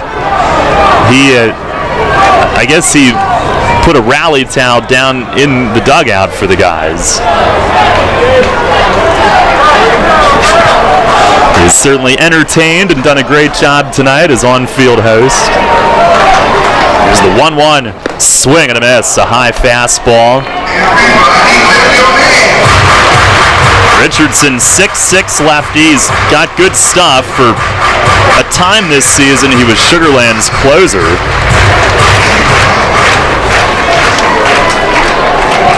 In the playoffs, 3 outings, 2 innings, 2 runs allowed, both in Game 1, but has not allowed a hit. He's walked 2. Now sets, and the pitch, swing and a miss. A high fastball gets Simpson a strikeout to begin the bottom of the 7th. Alonzo Harris up next.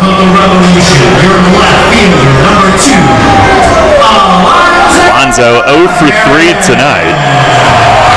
Richardson this year combined to go 2-4 with a 4.94 ERA. His final 6 appearances with Long Island after being acquired from the Skeeters, who, by the way, today announced that Gary Gaetti had stepped down after his contract expired, so they'll be looking for a new skipper. Here's the first pitch to Harris. It's down and away. Revs down 2-1 here in the bottom of the 7th. Ducks trying to keep their season alive tonight and force a Game 4. Richardson to the belt. And the 1-0 down and in. That bounced. Ricocheted over to the right. 2 balls and no strikes.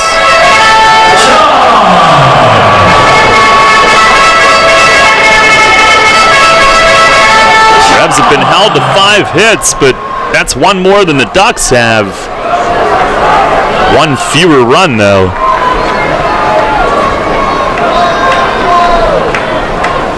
Now Richardson ready. The 2-0, way outside and high. Harris works it to a 3-ball count. Jared Mitchell on deck.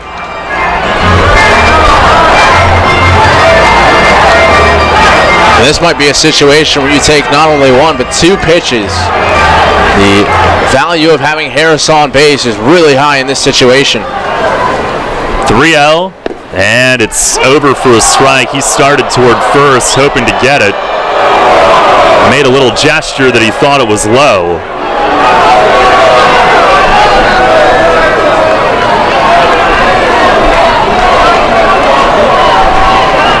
Now he'll operate 3-1. Outfield shades him the other way. And the pitch, swing and a miss. Another high fastball from Richardson that ends up past a swing and in the glove. 3-2. Silva has 3 hits tonight. Tejeda's been on 3 times. The Ducks have handled pretty much everybody else. There's the stretch from Richardson. And the 3-2. Swinging a fly ball, shallow left center. Cleary was playing toward right center. He cuts over and makes the grab. 2 down. They've held Harris 0 for 4 on the night. I don't know if the Revs dugout thought that he had a walk. I didn't see much reaction there. The fans did. They will on every close pitch, but Richardson comes all the way back to get him. Now here's Jared Mitchell, who's 0 for 3 tonight. Flied out deep in the first, lined into a double play back at the pitcher in the third. Revs haven't had many opportunities tonight, but 2 big ones that they haven't fully cashed in on. First pitch, a swing and a line drive, and a diving stop at second. Reyes from his knees, he throws and got him. A one-hopper on the right side of the infield. Reyes lays out, able to reach it, and from his knees throws to first. A 1-2-3 inning, and the Ducks have played some fine defense tonight. That'll send Game 3 to the 8th. It remains Long Island 2, York 1. Get your tailgate on at Rudders with Jumbo Chicken Wings. For a limited time, Rudders VIPs earn triple rewards. 3 cents off per gallon of gas by purchasing delicious Jumbo Chicken Wings. Choose from 8 different mouth-watering flavors, including Old Bay and Buffalo Hot Sauce. Rudders, why go anywhere else? Mid-Atlantic Industrial Equipment offers quality material handling equipment and services. Along with a full line of Unicarriers and Komatsu forklifts, you'll find Genie aerial lifts, IPC Eagle floor scrubbers, and Penalift loading dock equipment. Mid-Atlantic can provide rentals, pre-owned equipment, service, and replacement parts for most makes. When you need the best for your business, call Mid-Atlantic Industrial Equipment at 888-383-LIFT. That's 888-383-5438 or online at midatlanticindustrial.com. Columbia Gas of Pennsylvania delivers natural gas to 423,000 customers. Our commitment is to do it reliably, efficiently, and most importantly, safely. If you smell, hear, or see any sign of a natural gas problem, evacuate immediately and call 911 from a safe location. The most obvious indication of a problem in your home would be a rotten egg odor. For more information on natural gas safety, visit ColumbiaGasPA.com. Columbia Gas of Pennsylvania, reminding you about natural gas safety. Pastrami, sausage, turkey bacon, green peppers. Choose from over 30 toppings for Rudders breakfast sandwiches. For a limited time, you can get 2 breakfast sandwiches for only $5 and earn 2 cents off per gallon of gas. Rudders offers you breakfast all day long. Rudders, why go anywhere else? Hi, this is Rich Free. I'm the CEO of the RG Group. We're a proud member of the York County Economic Alliance since 1961. You're listening to Sports Radio 1350 WOYK. First in York, first in sports.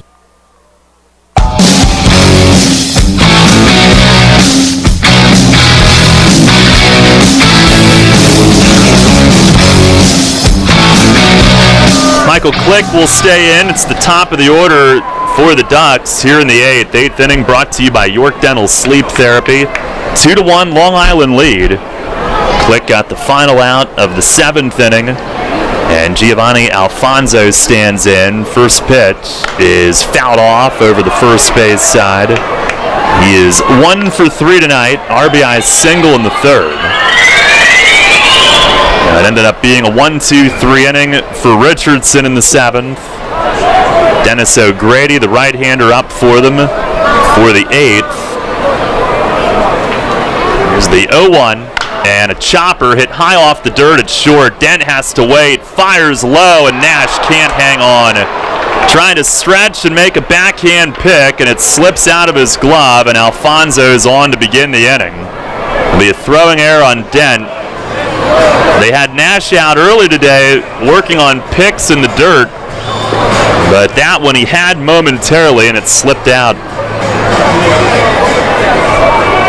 Well, the fielding tonight has not been so great for the Revs. In the last couple nights, the throws from the left side of the infield have been low. Ryan Dent there, not an easy play. He had to wait back, and he knew he had a fast runner, but I think he rushed the throw. So now Elmer Reyes. Simpson will move to the edge at third, anticipating a potential bunt. Alfonso, 2 steals in the postseason, 10 during the regular season, a very short lead.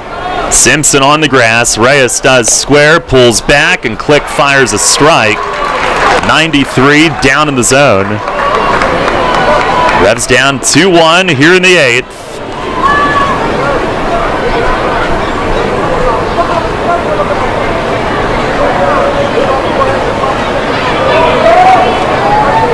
Now Click ready. Reyes squares early again. Simpson starts in. And the 0-1, he bunts foul. Grabbed by Tejeda on the bounce. No balls, 2 strikes. Reyes looking down at Kevin Baez. You would think it'd be off now.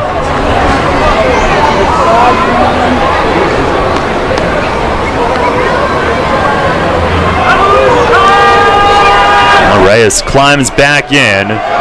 0-2. Click ahead of him.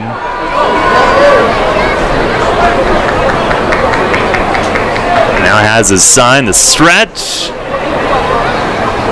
And the pitch down low, a fastball. And no sign of a bunt with 2 strikes, 1-2. Alfonso on the air, the 3rd of the night for the Revs.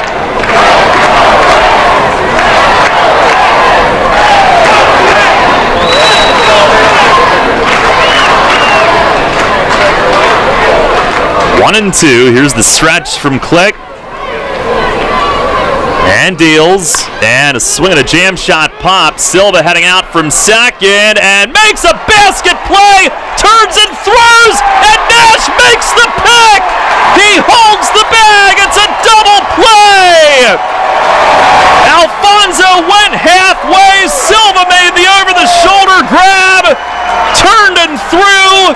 And Nash makes a brilliant pick this time. 2 outs and the base is clear. Wow, what a catch by Silva. The Revs certainly have not made it easy on Telvin Nash in this series. That time, though, he came up with a big pick. And how about this? A 3rd double play through the air in this game. Wow. So 2 outs, nobody on. Lou Ford stands in, 0 for 3. 2 pop-ups and a strikeout. Pitch from Click. Fastball a little low. Revs looking for a boost. Crowd went nuts on that play. Long Island with righty Matt Marsh up in the bullpen.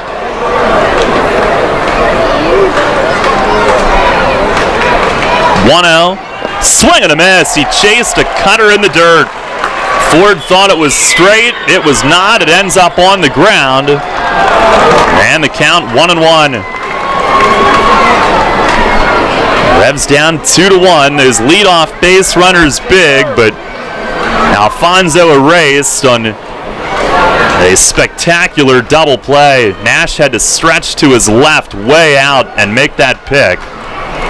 1-1. Swing and a miss. Back with the heat. On the outside corner, the board says 98. And Click ahead, 1-2. Trying to get the heart of the order to the plate in the bottom of the 8th. Revs will have 3, 4, 5 due up. Here's the stretch from Click. The 1-2. Swing, and he dribbles a foul off to the left. And hangs in there.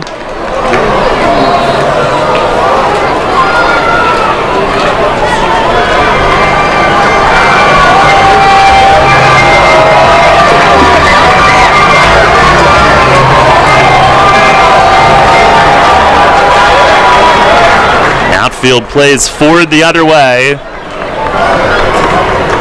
Now Click stretches. The 1-2. And a swing and a miss. He struck him out. A cutter got him. And he marches off the mound with a scoreless top of the 8th. No runs, no hits. 1 error and nobody left.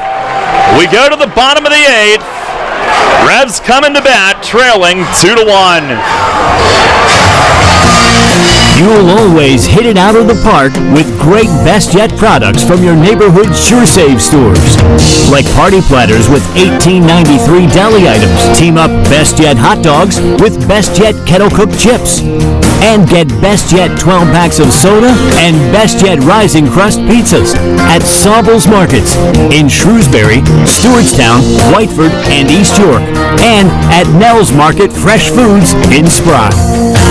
Parents, do you want your child to be part of a national award-winning baton twirling group? Baton twirling is fun and not only forms friendships, but develops leadership, sportsmanship, teamwork, and self-discipline. Wanda and her staff at Wanda's Cadets Baton Studio are happy to teach those looking to perform in parades, as well as those looking to compete at an elite level. Take advantage of their new student registration promotion at their West York or Red Line location. Call 717-676-7902 or visit their website at wandascadetsbatonstudio.com. You trust AAA to work at every mile. But AAA doesn't just cover your car. They can also cover your home. AAA Home Insurance protects every square foot. And when you add AAA Home Insurance to AAA Auto Insurance, you get more protection and more savings. Insurance that's not just insurance. Talk to your local AAA insurance agent today or visit AAA.com to learn more about AAA Home Insurance. Hi, this is Mark Mason. You're listening to York Revolution Baseball on the home of the Revs, Sports Radio 1350, WOYK.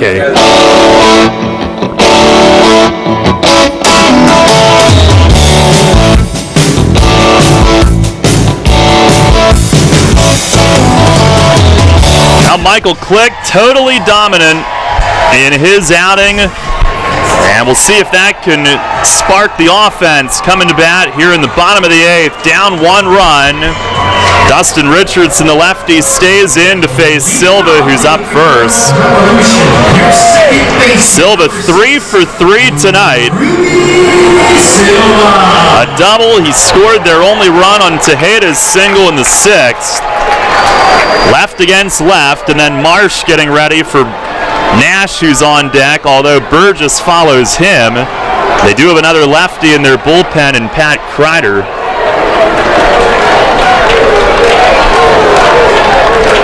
Richardson ready.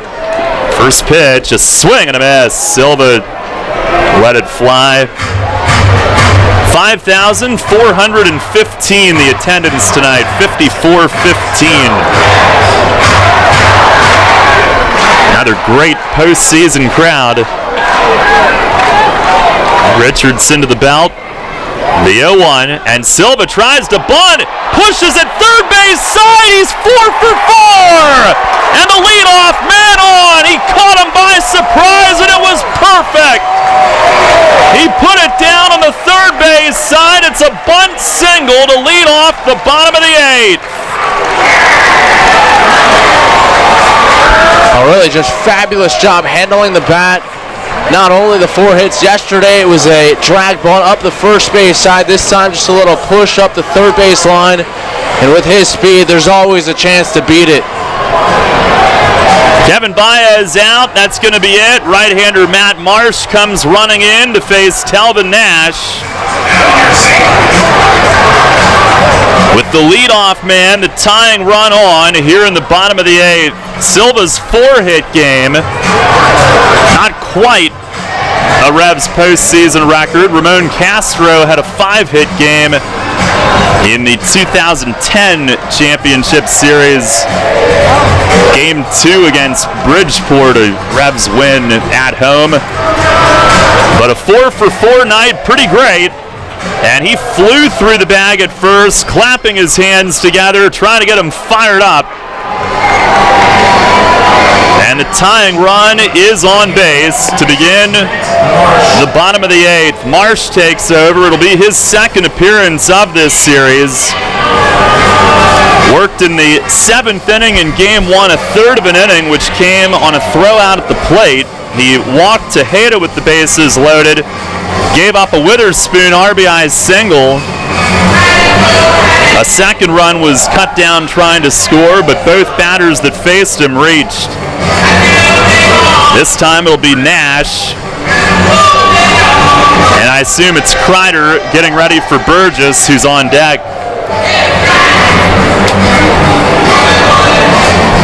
Marsh in this postseason, 2 appearances, 1 and a third innings scoreless, even though he allowed 2 inherited runs in the game the other night.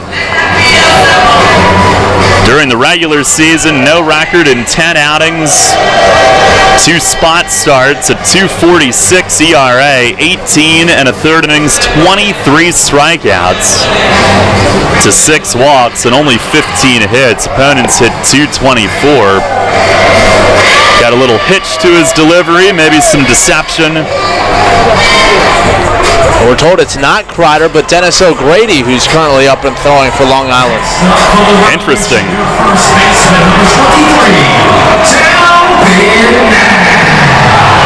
Well, here's Nash, who tonight is 0 for 2 with a walk.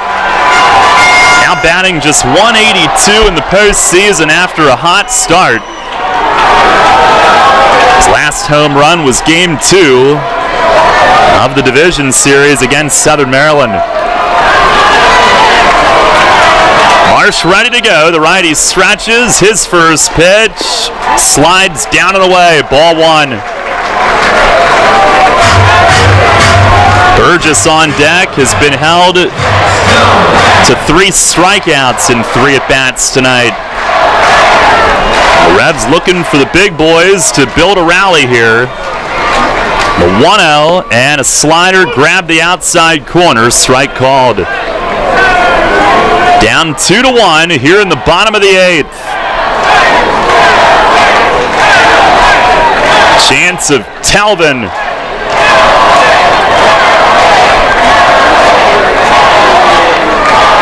Now Marsh ready. And the 1-1. Swing and a high fly straight away center.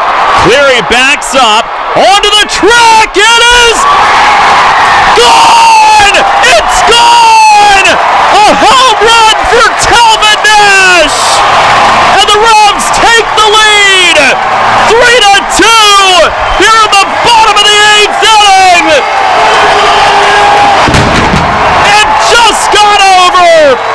It just cleared the LED board in right center! And it bounced back onto the field. The first base ump, Jorge Terán, ran out and signaled that it went out of here. And Nash has given the Revs the lead. 3-2 here in the bottom of the 8th. And I don't think I've ever seen anyone more fired up than Houghton Buchanan is right now.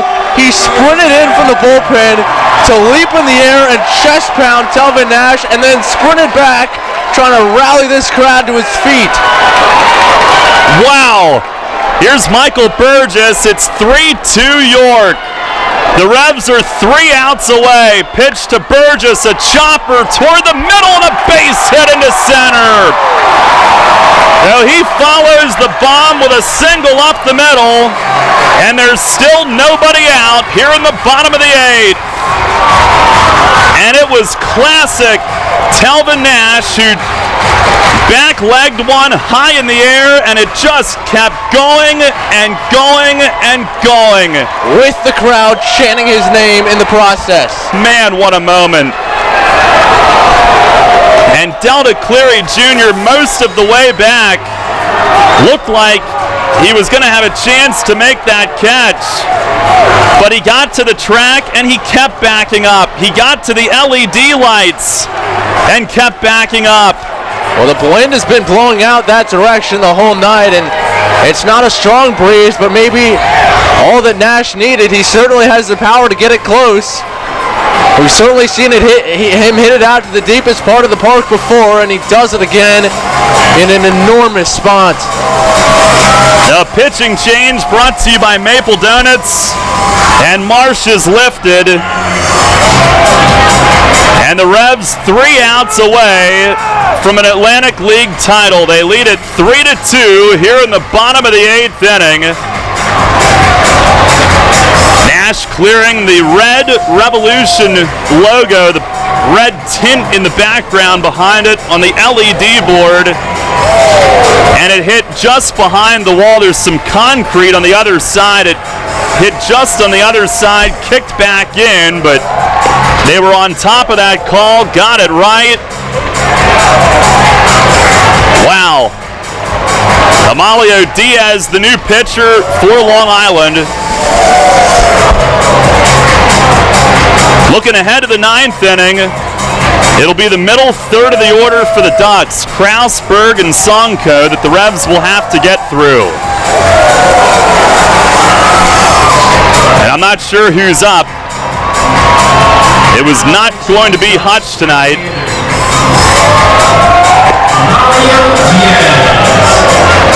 We'll see if he had a change of mind or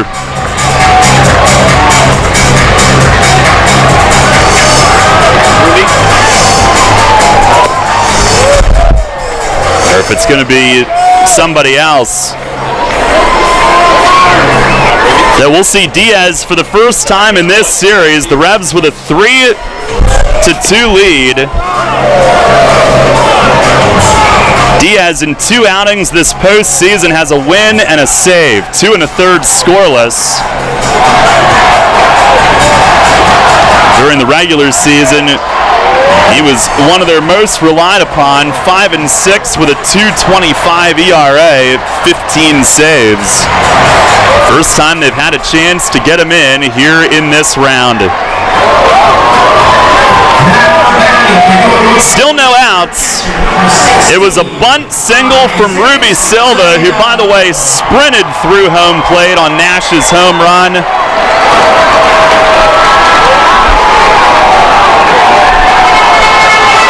And with Hutch going back-to-back days with 5 outs, Grant Sides will have the 9th. There you go. It was a bunt single from Silva, Nash the home run, Burgess a single, and still no outs. Burgess at first. Tejeda is the first to face Diaz. And the first pitch, swinging a ground ball deep short, lines to his right from a knee, goes to second, the turn, got him by a step. And a 6-4-3 double play. First time that Tejeda has been retired tonight. And the 5th double play turned in this game, the 2nd by the Ducks. The Revs have turned 3, including the marvelous bloop pop-up double play in the top half of this inning. Michael Click in line for a win. He came marching off the mound, fired up, and it carried over to the plate, it would seem. Here's Travis Witherspoon. First pitch, he shows bunt, and Diaz misses down and away.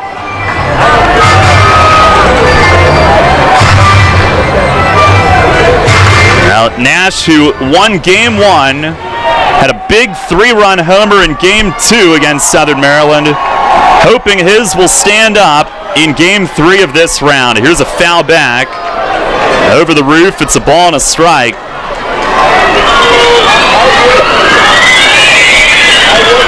And Grant Sides warming. He's got a Revs playoff record, 3 victories this postseason. He'll be looking for a save here in Game 3.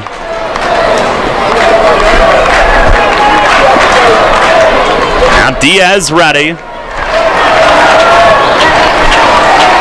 1-1 to Witherspoon, and a swing and a miss, a slider. Grant Sides, by the way, has 34 saves in his pro career. He's certainly done it before.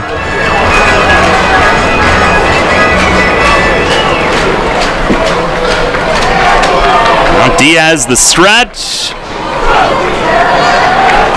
Bounces the hands, the 1-2. And a late swing. Witherspoon shoots a foul down into the Revs bullpen in right. Tonight 0 for 2 with a walk, but helped the Revs get to the brink with go-ahead singles in the 7th inning, each of the first 2 games at Long Island.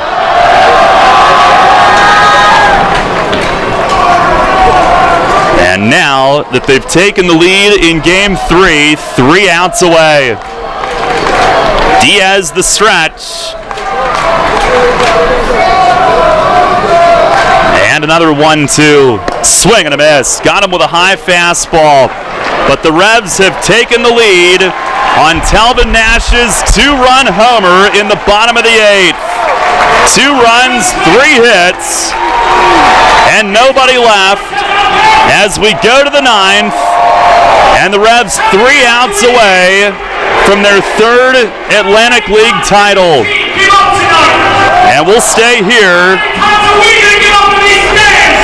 Michael Click went an inning and a third, and he'll give way to Grant Sides, who throws his final warm-up pitch down in the bullpen and will make his way in. 3 runs, 8 hits, and the Revs trying to overcome 3 errors tonight.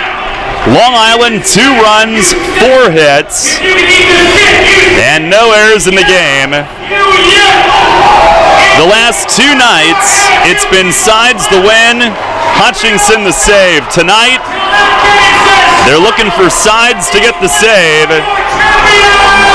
and cap an incredible postseason in which he is 3-0. A Revs record for wins by a pitcher in a single postseason. And now looking for a save to add on to it.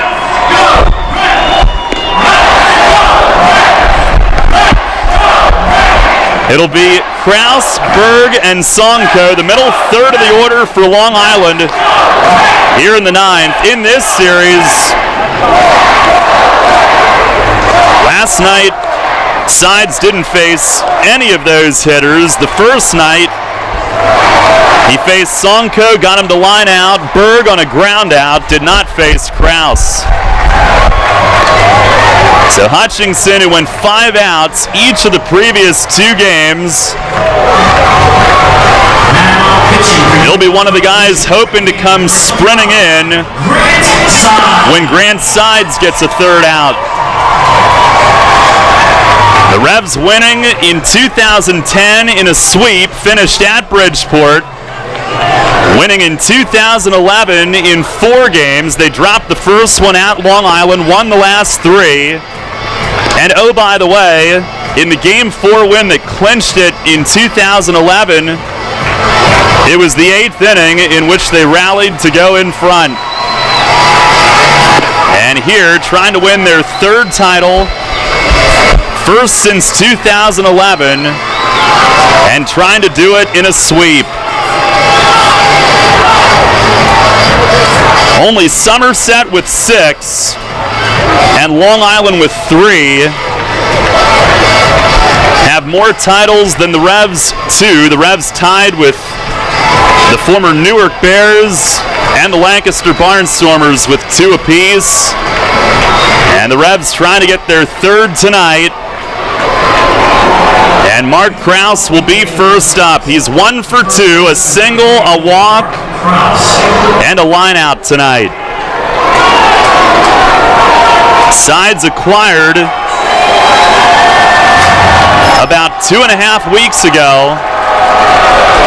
His debut was against Long Island in a make-up regular season game that was part of the final homestand that put the Revs in this position. And he's ready to go. They guard the lines in the infield, outfield very deep. And the first pitch, fastball down and in. Chance of let's go Revs with fans standing throughout the ballpark. It's Luis Cruz who's in the game catching now, making a defensive change for the 3rd time in as many nights. Now Sides ready.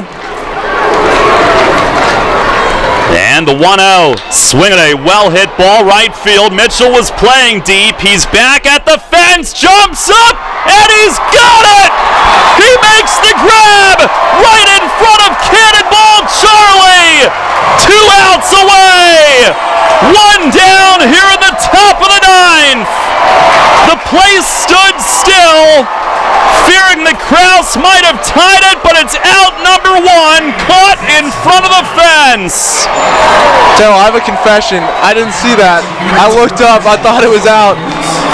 Don't worry about it. Oh my. One down here in the top of the ninth. He had it all the way. Here's Alex Berg. The Revs 2 outs away. And Sides ready. First pitch, a swing and a bouncer back to him, but it's foul. It hit Berg on the foot first. Mace doesn't think so. He is miffed. And he comes hopping out of the first base dugout. David Speranza called it foul right away. Mace came part way out, but I guess whatever David told him, he's satisfied with. And he'll make his way back into the dugout with no further argument. No balls and a strike. And the count on Berg, who evidently barely got it off his shoe. Now Sides looks in. He's ready. And the 0-1. Swing and a miss. A high slider. No balls, 2 strikes. The Revs with a pair of thrilling 1-run wins, coming back on the road, trying to do the same here in Game 3 at home. Outfield stays way deep. They'll shade him the other way with Sides as gas. Here's the stretch. The 0-2, swing and a miss, he struck him out! Fastball at 94! And the Revs are 1 out away!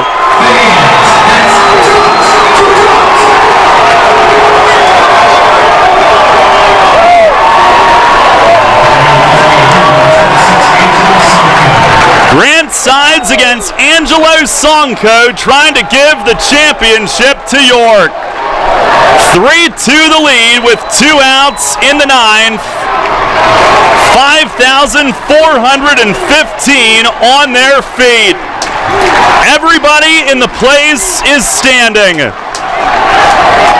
Here's the stretch from Sides. And the first pitch, fastball just missed low.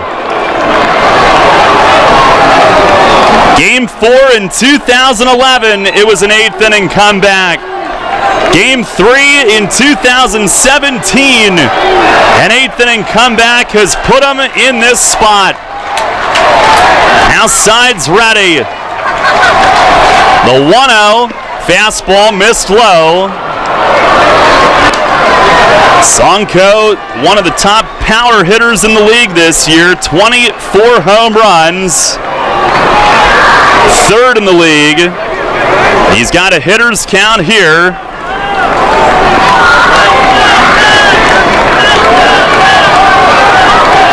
Talvin Nash, the 2-run homer in the bottom of the 8th, put him in front. They had not led the entire game. Sides ready. The 2-0. Swing, and he rolls one foul off his foot. Up the line at first. Nash gloved it foul. But it was initially foul at home plate off the hitter's foot. 2-1.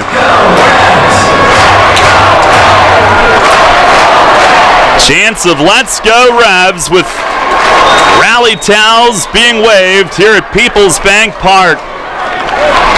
And the Revs trying to wrap up the Atlantic League season on top. Now Sides is ready. The stretch.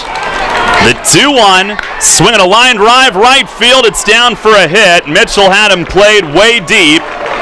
And it's down for a base hit.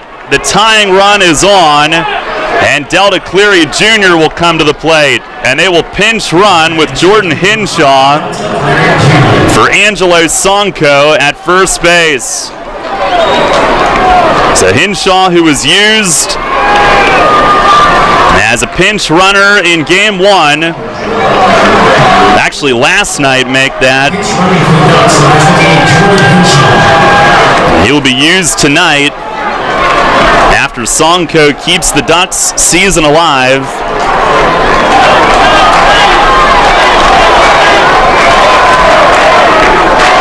And Sides will go after Cleary, trying to end it. Cleary tonight 0 for 3. 3-2 York with 2 outs in the 9th. Here's the stretch. Long hold, first pitch, fastball, misses high. Sides has been used a lot. We mentioned Hutch not being used tonight. Sides 2/3 of an inning last night, 2/3 of an inning the night before that. He's been in all 3, getting the win in each of the first 2.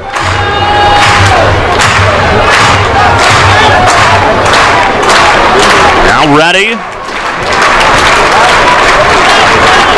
The 1-0. Fastball right there for a strike. 1-1 the count. That one at 91. Everybody on their toes in the field, looking for the last out. They play Cleary the other way. Sides the stretch.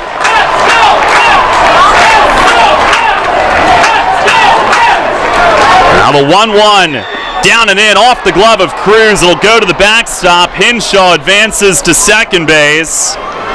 And the tying run is in scoring position. He was going on the pitch, they rule it.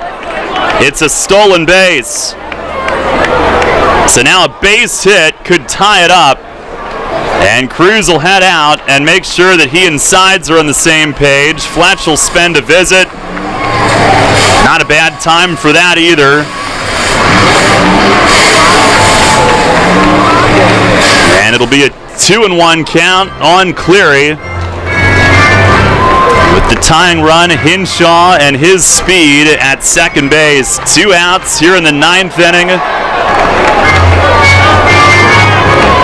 Songko kept it alive with a single. Hinshaw pinch running, has a steal. Again, started to go as that pitch was thrown.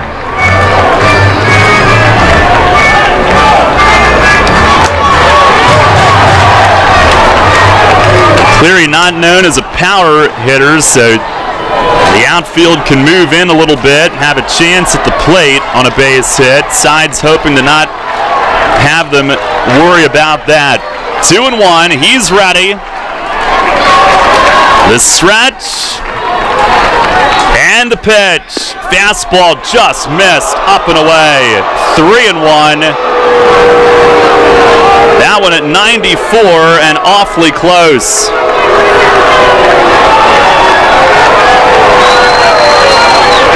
Anthony Vega is on deck.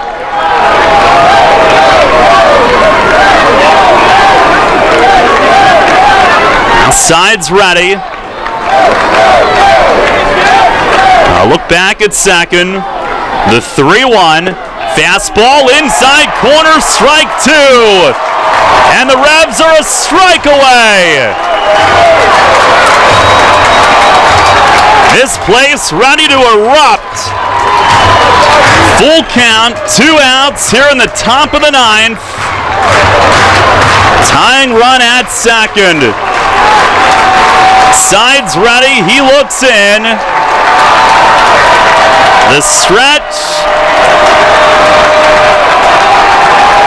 And the payoff pitch. Swing, and it's line foul the other way. Down off the railing. Near the corner in left. And it ricochets out along the track. Harris will go grab it. We'll do it again.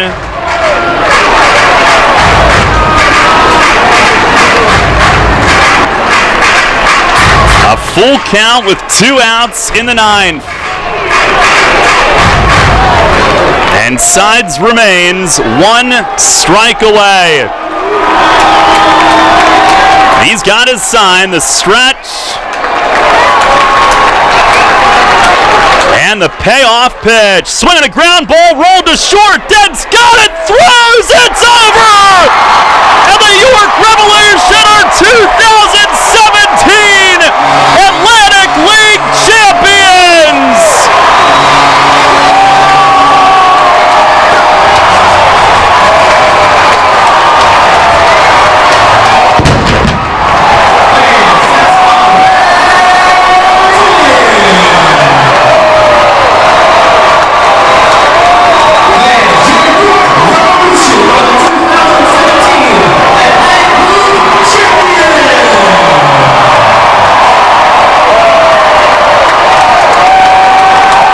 Confetti flies here at Peoples Bank Park. They stream the middle of the infield. And a mob of Revs celebrating one another. They've won their third Atlantic League title. They have swept the Long Island Ducks, coming back late in all three. And they win Game 3, 3-2 on a Telvin Nash 2-run home run in the bottom of the 8th. And the Revs have their third title. They've swept the Ducks, a 3-2 final in Game 3. And after the mad mob in the middle of the infield, they all now pair off and exchange individual hugs with one another. Michael Click's got Chong carried in his left arm out in front of the pitcher's mound. And now the men in tuxes bringing the Atlantic League trophy out to home plate. And it will reside in York. Wow, what a season. What a run through this postseason. The Revs go 6-1 through the playoffs on their way to winning the title. And the championship hats being handed out. The Revs grab the Atlantic League Champions 2017 flag. And they will all mug for the team championship photo out in front of home plate.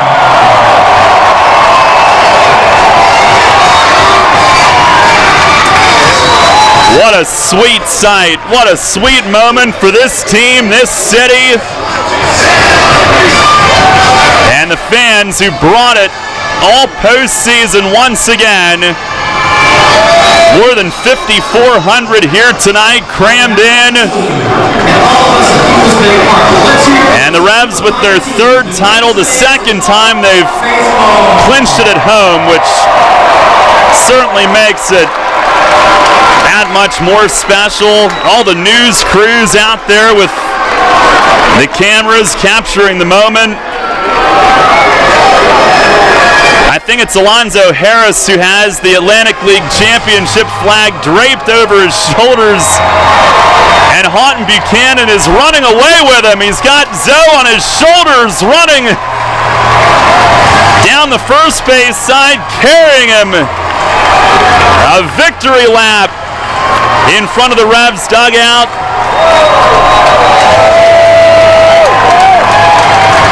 And they let him down safely. Atlantic League President Rick White down in the field. And Eric Menzer handed the microphone. Shortly we'll have the trophy presentation, the naming of the postseason MVP. Who might that be? So many stepped up in such big ways throughout this postseason run. It all started with Telvin Nash's walk-off home run against Southern Maryland. It ends with Nash providing the heroics on the 8th inning blast here in Game 3. The Revs, by the way, now 9-1 all-time in championship series games. They swept Bridgeport in 2010, 3-1 against Long Island in 2011, a sweep. Here in 2017,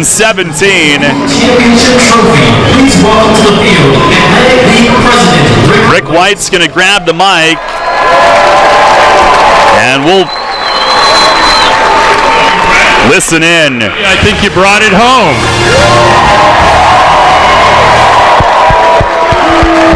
Ladies and gentlemen, right now it's my pleasure to introduce some very special folks to you, so if you'll indulge me, please. Off to my left, we have limited partner Peter Kirk. We have club president Eric Menzer. We have limited partner and Baseball Hall of Famer Brooks Robinson.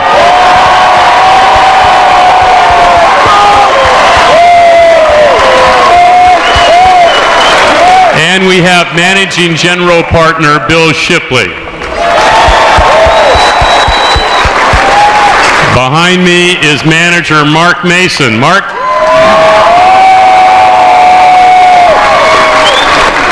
So it is my honor and absolute pleasure to make two presentations. The first I'd like to make are to playoff most valuable players. Your York Revolution co-MVPs are Telvin Nash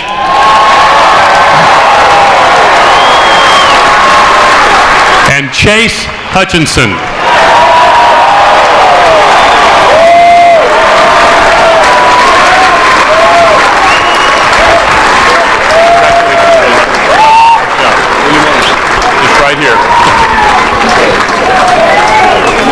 Now I've got some hardware I'd like to present. It's my pleasure to present the Atlantic League Championship Trophy to Bill Shipley.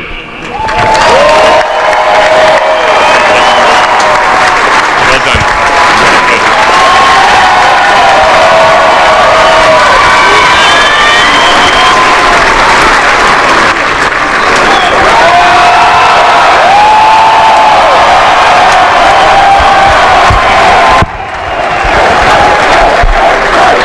Now Mr. Shipley handing it off to the guys as that trophy disappears in the middle of the mob.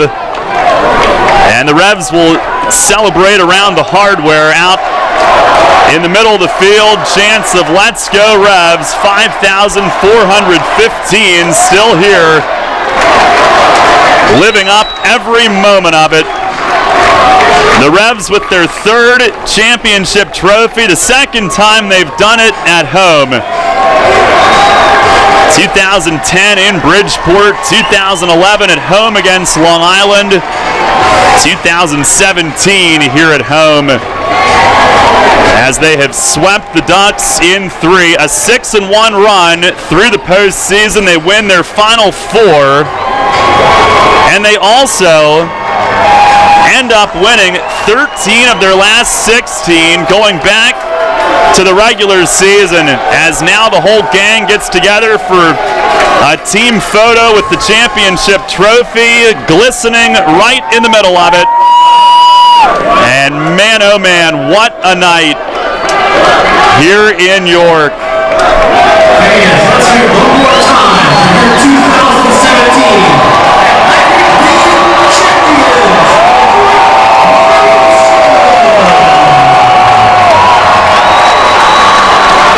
The guys come off. A couple of them have rally towels that they're waving as they make their way off, wearing the championship hats.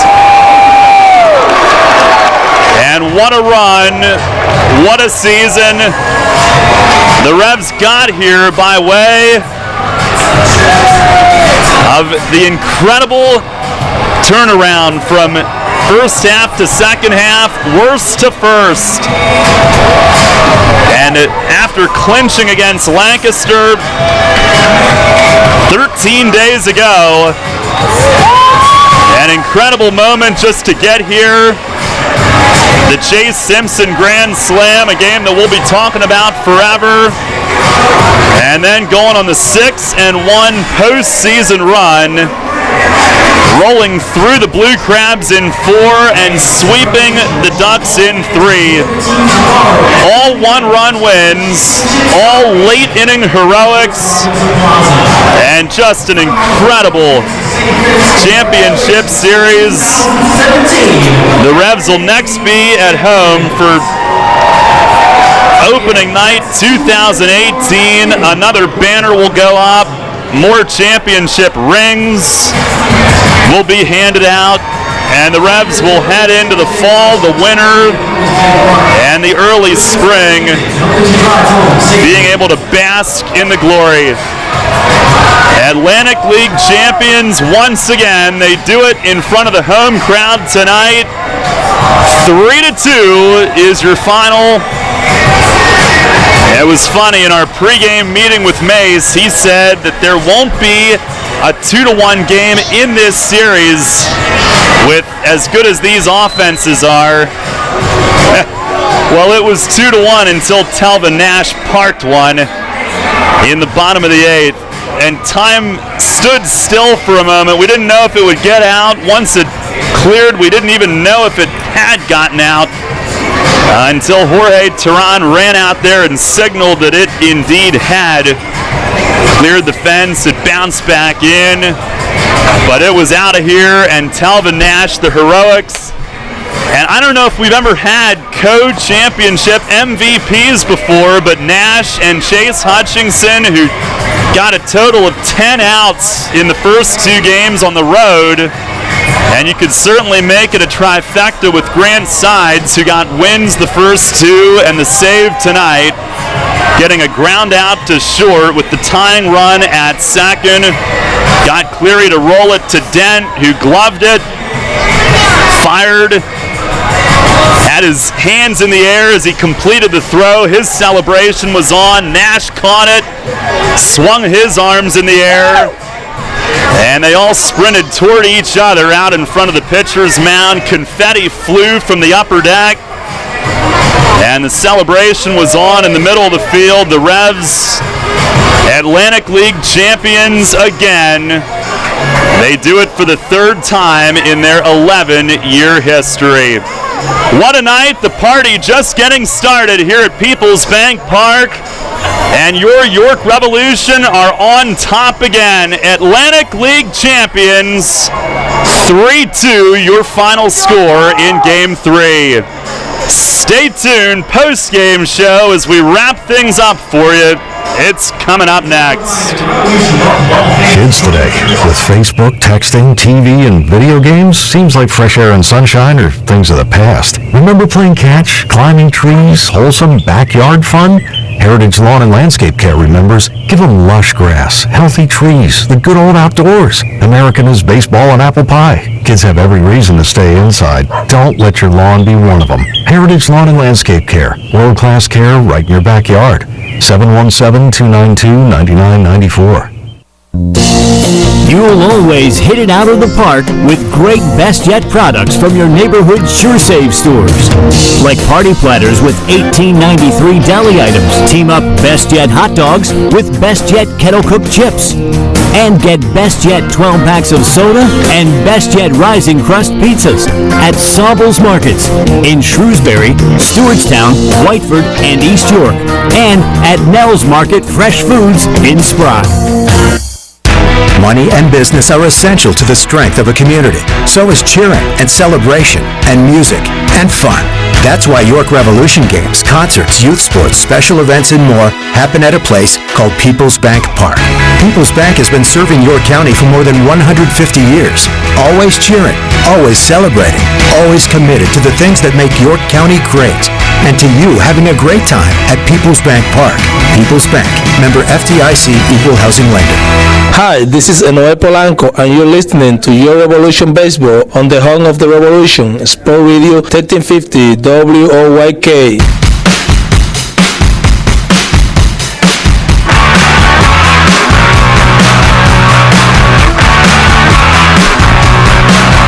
Everybody in celebration mode here at Peoples Bank Park. The Revs have done it. Atlantic League champs as they win Game 3, 3-2, and sweep the Long Island Ducks. Daryl Henry, Matt Present back with you post-game as we recap things tonight. The Revs fell down, didn't score until the 6th inning. Long Island scored the first 2 runs of the game, scoring in the 3rd on a single by Giovanni Alfonso, and in the 5th inning on a wild pitch to go on top 2-0. And the Revs, early in the game, a couple of missed opportunities. Tejeda, a 1-out double in the 2nd. Silva, a leadoff double in the 4th. They weren't able to capitalize against John Brownell, but in the 6th inning, they finally did get on the board. Ruby Silva, part of a 4-hit night, had a 1-out single, and later scored on a 2-out single by Isaiah Tejeda to get York on the board at 2-1. The bullpen just about flawless tonight. Mateo went 5 2/3. Westfall got the final out of the 6th, the first 2 in the 7th, and then Click came on to get the final out of the 7th inning and also worked a 1-2-3/8. And Alfonso reached on an error to start the inning, but Click got a huge double play on a bloop at 2nd. Silva racing out, made an incredible over-the-shoulder grab, turned and threw to 1st. And Nash held the bag, made the pick on the throw in the dirt, and maybe a momentum swing. It was a huge play. Click then struck out Ford and marched off the mound, fired up. And the Revs were coming to bat, down only 1 run. Ruby Silva, I think he had a strike on him. It was not the first pitch of the at-bat, I know that. He bunted for a single, a perfect bunt on the 3rd base line. They weren't expecting it. And that was the end for Dustin Richardson, the lefty reliever. Right-hander Matt Marsh came in to face Talvin Nash. And the Revs needed just one